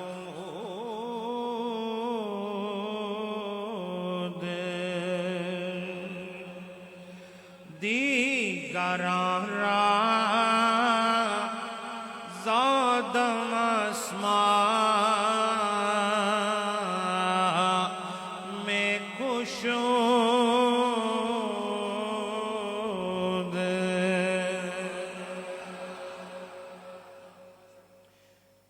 क्या खूबसूरत लफ्ज रूमी साहब ने कुशूद इस्तेमाल करा। एक लफ्ज कश आता है, कश, ठीक है, इसका मतलब खींचने को कहते हैं। कश किसे कहते हैं? ये फारसी का लफ्ज है। ਜਿਹੜੇ सिगरेट वाले ना इन्हों के कश बड़े मशहूर हैं, समझे कि नहीं? कश का ये हम पश्तो हमारी ज़बान है ना मादरी, हम अपनी ज़बान में भी बोलते हैं। कश का मतलब खींचना होता है। क्या मतलब होता है? खींचना। तो वो चूंकि धुएं को खींचता है इसलिए कहते हैं लंबा कश मारना है, समझे कि? तो अब ये फरमाया कि आदम ने तो इल्म हासिल किया अल्लाह से और फरिश्तों ने उनसे खींच लिया। हाँ, क्या खूबसूरत अल्फाज। अब रूमी साहब ये फरमाते हैं कि इल्म चाहे आदम से मिला फरिश्तों को या खुदा से मिला, असल में तो खुदा से ही मिला है ना, लेकिन बजरिया आदम मिला है। और बजरिया आदम जैसे ही मिला, सुनो मेरी बात, जैसे ही इल्म मिला बजरिया आदम, तो अल्लाह ने क्या फरमाया? फसजुदू ले आदमा। क्या फरमाया? फसजुदू ले आदमा। अब जबकि तुमने, इसका मतलब ये हुआ कि एक तो ये अमर ताबुदी था, बोलो क्या था? उनको हुक्म था बस सजदा करो, चाहे बात समझ आए या ना आए, आदम के आगे सजदा करो। और इसमें एक इशारा जो उस फकीर ने महसूस किया कि जो आपका उस्ताद बन जाए उसका एहतराम करना पड़ता है। उस दौर में एहतराम में सजदा जायज़ था, इसलिए अल्लाह ने गोया यूं फरमाया कि अब आदम से तुमने कुछ सीखा है, सीखने के बदले एहतराम में उसके आगे सजदा करो।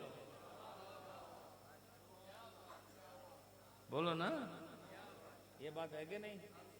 इससे बदलाव पता चला उस्ताद का एहतराम होता है, लेकिन अब ना करना ये काम जिस तरह ये लोग पीर के आगे जाके सजदा कर देते, समझे? आपने देखा हुआ कवालियों में, उधर ढोल बज रहा होता है, इधर साज बज रहे होते हैं, तो जनाब वो कवालों का चेहरा देख के बंदे को जहन्नम याद आ जाती है, समझे कि नहीं? ऐसे खौफनाक चेहरे वाले, समझे? तो ढोल बाजे, दीन का मजाक, फिर वहाँ से वो एक मुरीद साहब जो हैं वो ऐसे घूमते घूमते आते हैं और कुरान और सुन्नत की हुदूद को पामाल करते हुए वो आते हैं, हदीस रसूल को بالائے طاق رکھتے ہوئے شریعت مصطفیٰ کی دھجیاں اڑاتے ہوئے وہ مستانہ وار آتے ہیں. کیا جی یہ طریقت ہے، یہ مستی ہے، یہ دیوانہ پن ہے. لعنت ہے تمہارے دیوانے پن پر. دین مصطفیٰ کا مذاق اڑانے والے شیطانوں، یہ سکھا کر گئے تھے میرے نبی آپ کو. اور پھر آ کے وہ پیر صاحب کے آگے باقاعدہ جس طرح سجدہ ہوتا ہے، دونوں ہاتھ زمین پر، سر زمین پر، اور ان کے گھٹنے زمین پر، ان کے پاؤں زمین پر. تو پیر صاحب پھر ایسے اس کو تھپکی دیتے ہیں کہ بے فکر ہو جا، تو بھی جہنمی ہے تو میں بھی تیرے نال جہنمی. سمجھے کہ نہیں؟ دو ایک ہی جگہ جانا ہے. بہرحال چلو یہ تلخیق ہو گئی تھوڑی سی. اب رومی صاحب کیا فرماتے ہیں اس بات کو سمجھانے کے لیے کہ ملے آدم کے ذریعے یا رب کے ذریعے، بات تو ایک ہی ہے. کیا ہے بولو؟ جا کے نہر سے لے آؤ. سن دے ہو سارے؟ پانی جا کے نہر سے لے آؤ یا گھڑے سے لے لو. گھڑا سمجھتے ہو؟ اردو ہے، تھوڑے زمانے کے کہندے ہوں کڑا. چلو تھوڑا جا تسی گھڑا کر کے بول رہے ہو تو اردو میں گھڑا، ٹھیک ہے. مٹکا بھی کہتے ہیں. اور تھوڑی زبان کڑا. تے فرمایا کہ تسی پاویں دریا چو جا کے لے لو پانی یا کڑے چو لے لو. رومی صاحب فرماندے ہیں گل کوئی ہے. کیوں کہ دریا تو لے آؤ تاں بھی وہ پانی ہے، تے جڑا کڑا تسی بھر کے لے آئے ہو وہ بھی تو دریا بھی چو لے کے آئے ہو نا. بولو نا، کو بات سمجھ آ رہی کہ نہیں آپ کو؟ تو اب آپ گھڑے سے پانی لیں یا دریا سے لے لیں، پانی ایک ہی ہے. تو اب اگر کوئی گھڑے سے لے تو دوسرے کہ تو کافر ہو گیا چونکہ تو دریا سے نہیں لے رہا، تو ہم کہیں گے سمجھے کہ نہیں بات؟ اب عقیدہ اہل سنت میرے کو کھل کے اور کھل کے سمجھ آ گیا. تو رومی صاحب کیا شعر فرماتے ہیں؟ فرماتے ہیں آب خا از، سنو بھائی بڑے اچھے الفاظ ہیں. آب خا از جو بے جو. سمجھے کہ نہیں؟ فارسی کا بھی اپنا ذوق ہے. تسی یہ آج کل دے شاعراں دا سن سن کے تھوڑے دماغ خشک ہو گئے. آب خا از جو بے جو یا از صبو. کیا فرماتے ہیں؟ پانی چاہے تو جو سے لے. جو کہتے ہیں نہر کو. جو کسے کہتے ہیں؟ نہر کو. اور بے جو یہ امر کا صیغہ ہے کہ اب تو کیا کر کہ جاؤ اور جو سے پانی لے. جو نہر، بے جو جا کے اس سے لے. سمجھائے کہ نہیں؟ فرمایا کہ پانی چاہے تو نہر سے لے یا صبو سے. صبو کہتے ہیں سراہی کو. صبو کسے کہتے ہیں؟ کڑائی لے لو. سمجھے؟ فرمایا تو چاہے نہر سے پانی لے چاہے سراہی سے پانی لے، کی صبورا ہم مدد باشد ز جو. فرماتے ہیں کہ جس سے بھی تو پانی لے لے یہ یاد رکھ کہ جو پانی صبو میں ہے وہ اصل میں جو کی مدد سے ہی اس میں آیا. جو کیا ہے؟ جو وہ نہر ہے. اس سے پتہ چلا نہر میں جو پانی ہے یہ اصل پانی ہے تو مجھے پانی مل جائے گا. ایسا ہی ہے نا؟ پانی تو نہ لیا تو کسی نے جگ ڈول دیتے ہو. اچھا یہ مجھے پانی دے دیں، بولو اب انہوں نے میری مدد کی کہ نہیں؟ بولو. ہن میں تانوں دسنا کہ انہاں دی مدد خدا دی مدد ہے. کس طرح؟ انہاں پانی اسی طرح دے دیا فوراً. پہلے انہوں نے میری آواز سنی. اب جو میں حکمت بتا رہا ہوں آپ کی انشاءاللہ آپ کا ایمان کھل جائے گا. انہوں نے آواز سنی. آواز سننے کے لیے کان چاہیے. یہ کس نے دیے ہیں؟ آواز کو سمجھنے کے لیے دماغ چاہیے، یہ کس نے دیا؟ سمجھ کے پھر مدد کرنے کی جو نیت بنی کہ ہاں میں دیتا ہوں، اندر نیت ہوتی ہے، یہ نیت کہاں سے آئی کہ نہیں؟ بولو۔ اس کے بعد انہوں نے ہاتھ جو بڑھایا جگ کی طرف، اگر ہاتھ بڑھ ہی نہ سکے، بولو بولو بولو، اگر ہاتھ بڑھ ہی نہ سکے تو پھر یہ مجھے پانی پلا سکتے ہیں؟ نہیں، ہاتھ بڑھ سکے لیکن پکڑ نہ سکے، بولو، یہ الگ دو قوتیں ہیں۔ ہاتھ کی جو تحریک ہے وہ اور ہے، اور جو ہاتھ کا جو قبضہ ہے، بطش یدین، یعنی ہاتھوں کی جو گرفت ہوتی ہے، وہ الگ چیز ہے۔ تو اس کے بعد پھر دوسرا ہاتھ بھی کام کرتا ہو، بولو، پھر دوسرا ہاتھ کام، ان کا جسم بھی کام کرتا ہو، یہ اٹھ کے مجھے پانی دیں، بولو۔ اب لگ یہ رہا ہے کہ یہ مجھے پانی دے رہے ہیں، لیکن حقیقت میں میرا رب مجھے پانی دے رہا ہے۔ چونکہ یہ ہاتھ نہ ہو تو نہیں دے سکتے، کان نہ ہو تو نہیں دے سکتے، دماغ نہ ہو تو نہیں دے سکتے، پٹھے کمزور ہوں تو نہیں دے سکتے، بولو نا۔ اور پانی جگ میں ہو ہی نہیں تو پھر بھی نہیں دے سکتے۔ پتہ چلا ان کے اندر بھی خدا کی طاقت ہے، اور جو پانی میں مانگ رہا ہوں باہر، وہ بھی خدا کا عطا کردہ ہے۔ کائنات میں جو جس کی مدد کر رہا ہے، سامنے بندہ نظر آ رہا ہے، حقیقت میں خدا مدد کر رہا ہے۔ امید ہے آج آپ کو یہ مسئلہ سمجھ آ گیا۔ آب خاز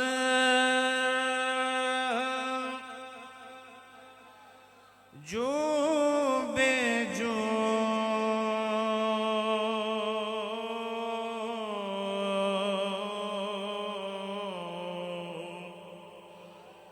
یا از صبح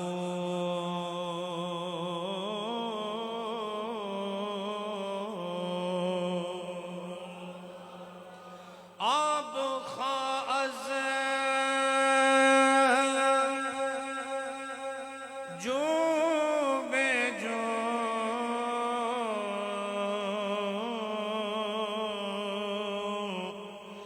یا از صبح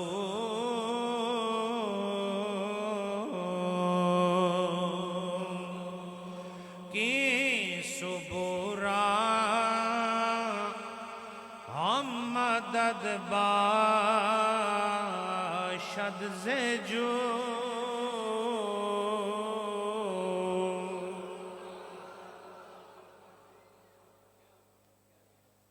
اب حضرات، اگر کسی پیر صاحب کی دعا لگ جاتی ہے، ماں کی دعا، کہتے ہیں نا ماں کی دعا تو رکشوں پہ لکھا ہوتا ہے جنت کی ہوا، تو یہ ماں کی دعا میں کتنی بڑی بات کہاں سے پیدا ہو گئی ہے؟ ماں کی دعا کی قدر اس لیے ہے کہ وہ دعا اصل میں خدا کی طرف وہ دعائیں پہنچتی ہیں، پھر رب انہیں قبول کرتا ہے، اس لیے ماں کی دعا جنت کی ہوا ہوتی ہے۔ پتہ چلا ماں بھی اگر ماں ہے تو رب کی وجہ سے، وہ جو آپ کے لیے تڑپتی ہے، حتیٰ کہ جانوروں میں بھی یہ چیز ہے۔ دیکھیں آپ مجھ کلو دا کٹا تھوڑا پریں کرو تو پھر شور کرتی ہے کہ نہیں؟ بولو۔ اسی طرح بکریاں ہیں، چونکہ اس میں دیسی لوگ بھی بہت بیٹھے ہوئے ہیں، تو یہ جانور کے اندر یہ صفت کہاں سے آئی؟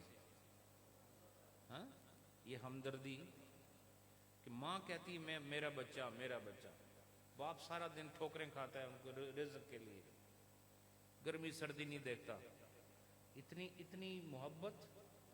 یہ کائنات کا نظام چلانے کے لیے اللہ نے ماں اور باپ دونوں کے دلوں میں اولاد کی محبت پیوستہ کر دی۔ اگر اللہ صرف، میں صحیح بات بتاتا ہوں، اگر صرف ایک دن کے لیے اس محبت کو موقوف کر دے تو کروڑوں لوگ مر جائیں گے، بچے۔ یہ جو ہم بچوں کے لیے تڑپتے ہیں، یہ اندر کون سکھاتا ہے؟ یہ کوئی سکھانے والی چیز ہے؟ وہ تو بولو، جب آپ کے گھر بچہ بچی پیدا ہوتی ہے پھر آپ کتنی محبت کرتے ہیں اس سے، بولو نا۔ کوئی سکھاتا ہے آپ کو؟ اندر ہی اندر خدا نے نظام ایسا بنا دیا، پتہ چلا اصل خدا کی ذات ہے۔ جو بھی آپ کر رہے ہیں، آپ کسی کی مدد کر رہے ہیں، کسی کو پڑھا رہے ہیں، کسی کو خرچہ دے رہے ہیں، بھئی یہ سوچا کرو شکر ہے اللہ نے مینو استعمال کیتا، دے تے وہی رہا ہے نا۔ کبھی اپنے اوپر غرور نہ کرنا کہ تم کچھ کر رہے، آپ کچھ بھی نہیں کر رہے، جو کر رہا ہے میرا رب کر رہا ہے۔ لا الہ الا اللہ، لا الہ الا اللہ۔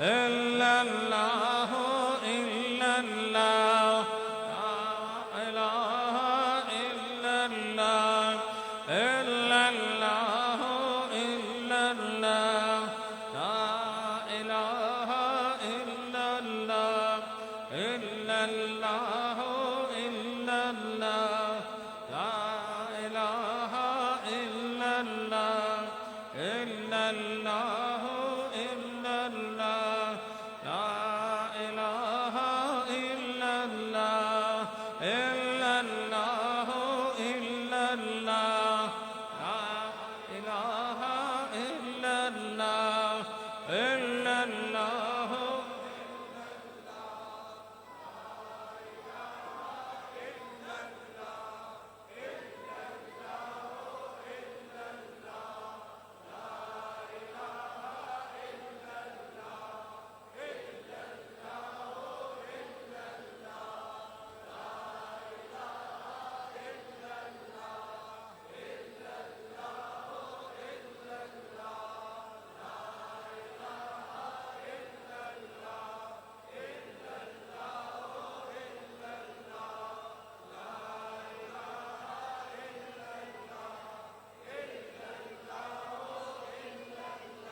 لا الہ الا اللہ محمد رسول اللہ صلی اللہ علیہ وسلم.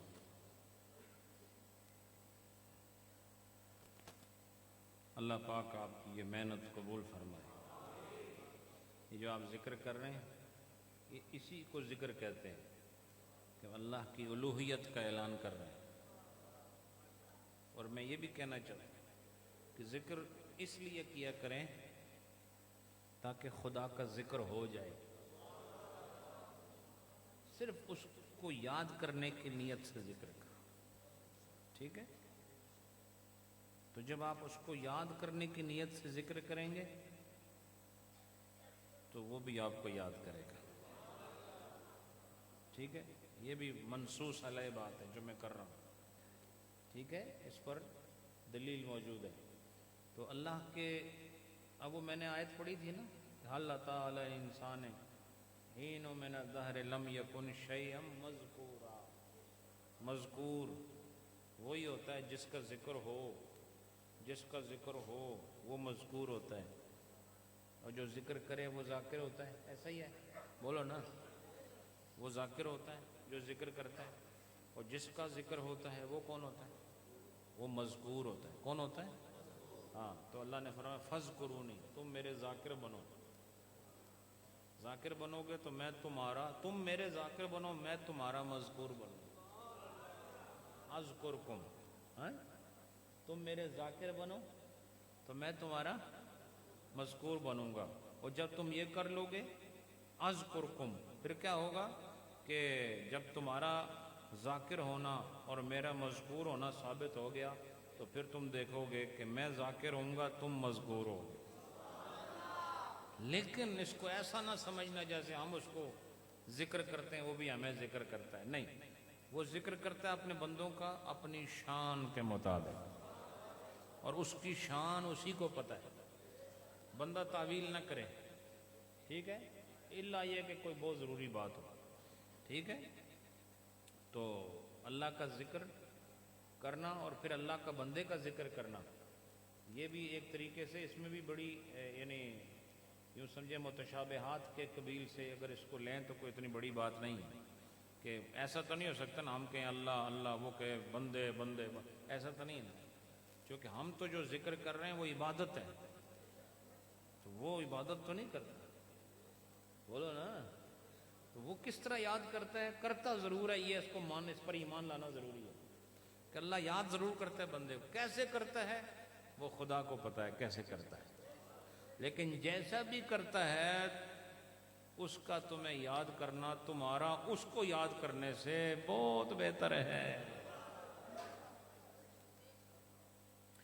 اللہ ہو اللہ ہو اللہ ہو اللہ ہو اللہ ہو اللہ ہو اللہ ہو اللہ ہو اللہ ہو اللہ ہو اللہ ہو اللہ ہو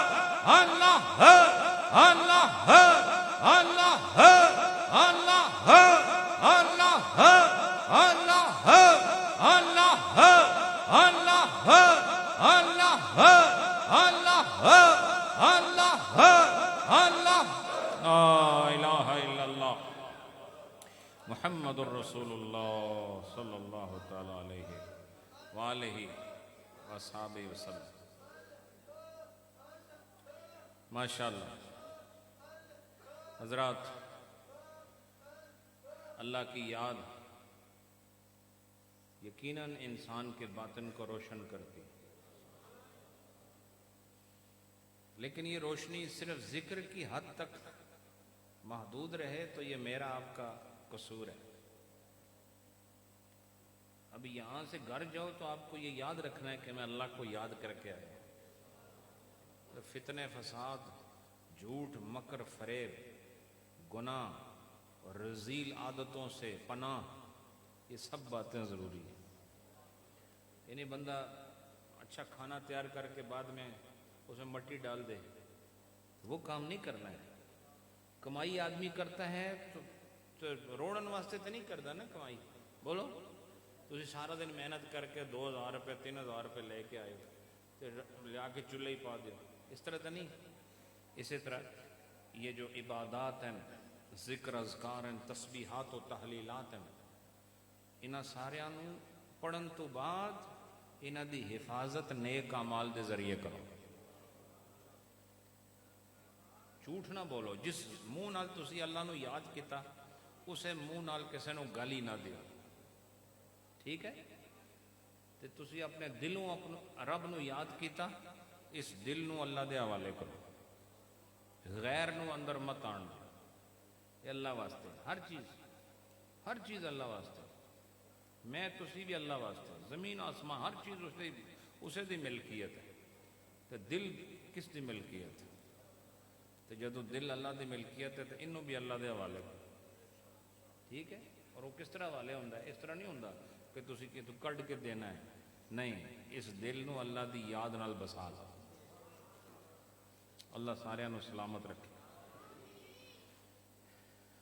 एक दफ़ा सूरह फातिहा पढ़ लो ताकि उर्से पाक की दुआ कर लीए। सारे मेरे नाल पढ़ोगे, फिर 3 बारी असी मिल के सूरतुल इखलास पढ़ांगे। बैत इंशाअल्लाह बाद विच कर लेंगे। मेरे नाल पढ़ना है। बिस्मिल्लाहिर रहमानिर रहीम, अल्हम्दुलिल्लाहि रब्बिल आलमीन, अर्रहमानिर रहीम, मालिकी यौमिद्दीन, इय्याका नअबुदु व इय्याका नस्तईन, इहदिनस सिरातल मुस्तकीम, सिरातल लज़ीना अन्अमता अलैहिम गैरिल मग़दूबि अलैहिम वलद्दाल्लीन, आमीन। सूरह इखलास।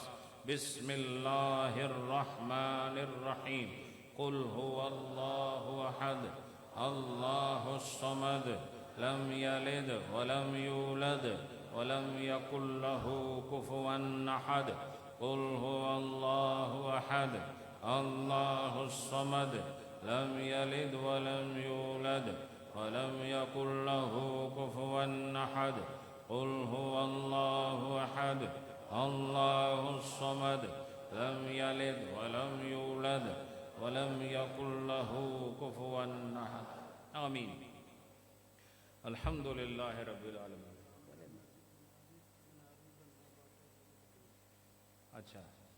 अच्छा जी, एक ज़रूरी चीज़ वास्ते खलीफा साहब ने जिक्र किया है कि बाहर मस्जिद वास्ते मीनार की तामीर भी करनी है। वो परेशान हो गए सारे लोग जी। तो कुछ टाइल वगैरह भी मौसम की वजह तो गिरियां हैं, तो कुछ वो अखराजात भी हैं। तो मस्जिद नाल को तावन करने का इरादा है कि नहीं? बोलो ना। इंशाअल्लाह तो बात शुरू करो ना। इंशाअल्लाह तो मतलब यही होता, शुरू करो। हाँ जी बोलो। इरफान साहब लाहौर वालों ने 500 रुपये दिए। जल्दी जल्दी जल्दी जो कुछ हो सकता है जल्दी करो, जल्दी जल्दी, टाइम नहीं है अभी। जितना देर करोगे आपका ही नुकसान है। जल्दी जल्दी خوبصورت انداز سے تعاون کریں. مینار پر بہت خرچہ ہوتا ہے, بہت خوبصورت تعاون کریں سب لوگ. ماشاءاللہ, اللہ سلامت. آگے ملاقات بعد اسی بھائی تسی تھے, صرف اپنا جو ہدیہ ہے مسجد واسطے رکھو, مسجد واسطے خوبصورت تعاون کرو, دل کھول کے تعاون کرو. بچے بعد میں ملنا ہے, سب لوگ دل کھول کر تعاون کریں. انشاءاللہ آپ کا یہ دیا ہوا آپ کے لیے حشر والے دن بہت بڑی آپ کے لیے خیرات بن کر آئے گا. خوب تعاون کرو اللہ کے گھر میں ماشاءاللہ, اور آپ دیکھنا اس کی وجہ سے آپ کو کمی نہیں ہوگی اور اللہ مال دے گا. چلو بھائی چلو, بعد میں چلیں جی. ملاقات دا ٹائم نہیں بھائی, چلیں سب بیٹھیں, ملاقات بعد میں ہوگی. چلیں, ٹائم نہیں ہے, دعا کرنی, جلدی کریں بھائی. جو آگے نہیں پہنچ سکتے دوسرے ساتھیوں کو دے دیں. خوبصورت تعاون کریں ماشاءاللہ, اللہ کا دیا ہوا سب کچھ ہے آپ کے پاس, بھرپور تعاون کریں. اللہ کے گھر میں مال دینے سے کوئی کمی نہیں آئے گی انشاءاللہ. خوبصورت تعاون کرو, خوبصورت تعاون کرو ماشاءاللہ. ہمارے رانا انصر صاحب نے ماشاءاللہ 5,000 روپے مسجد کے لیے پیش کیے ماشاءاللہ. اللہ قبول فرما.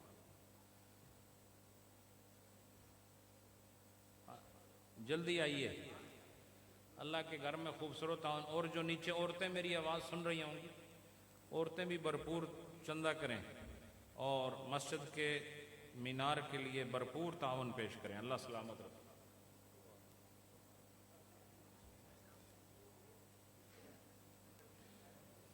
لے لیں, وہ لے لیں.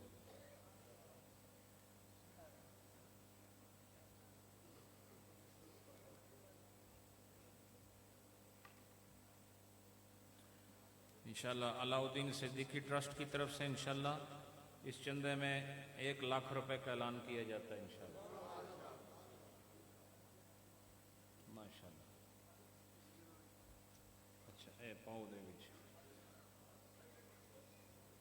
مسجد میں تعاون کریں, انشاءاللہ خیر ہوگی, کوئی کمی نہیں ہوتی. خوب تعاون کریں. اور انشاءاللہ پرسوں ہفتے کو عشاء کی نماز آپ سب داتا دربار میں ادا کریں انشاءاللہ. وہیں ملاقات ہوگی, مثنوی شریف کا درس ہوگا, مجلس سے ذکر ہوگی. اور الحمدللہ یہ 4تھا سال ہے کہ ہم بڑی پابندی کے ساتھ وہاں صوفی کانفرنس کا انعقاد کرتے ہیں. اور 1 کو انشاءاللہ 1 فروری کو حضرت صاحب کا سالانہ ختم پاک ہے روات آستانے پر. مسجد واسطے کدھر گئے شیخ طاہر صاحب نے ماشاءاللہ 5,000 روپے دیے ہیں, انشاءاللہ اور بھی دیں گے, یہ شروعات ہے انشاءاللہ. تو 1 فروری کو حضرت صاحب کا سالانہ ختم ہے روات میں, تو وہاں آئیں آپ. مسجد تعمیر ہو رہی ہے ادھر بھی, اس کو بھی دیکھیں تو آپ کا دل خوش ہوگا. یہ ایک عجیب و غریب طرز کے مطابق بڑی محنت, بڑے اخراجات کے ساتھ مسجد کا کام ہو رہا ہے. تو وہاں بھی آئیں اور داتا حضور کی بارگاہ میں مل کے حاضری پیش کر لیں. تو آپ لوگ اگر کوشش کر کے وہاں 7:30 بجے تک پہنچ جائیں تو حاضری ہم اکٹھی پیش کریں گے مزار شریف میں.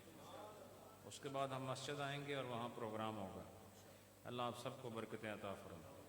الحمدللہ رب العالمین, الصلاۃ والسلام علی محمد وعلی آلہ واصحابہ اجمعین. اللہ پاک آپ سب کی حاضری قبول فرمائے. جتنے علماء آئے ہیں, مشائخ آئے ہیں, خلفاء آئے ہیں, اہل محبت, اہل طریقت, اہل سنت آئے ہیں, اللہ سب کی حاضری قبول فرمائے. ہماری جو بہنیں بیٹیاں آئی ہیں اللہ ان کی حاضری قبول فرمائے. اللہ پاک سب کو عزت, برکت, وجاہت, ایمان, تقوی, طہارت, نفاست اور قلبی طہارت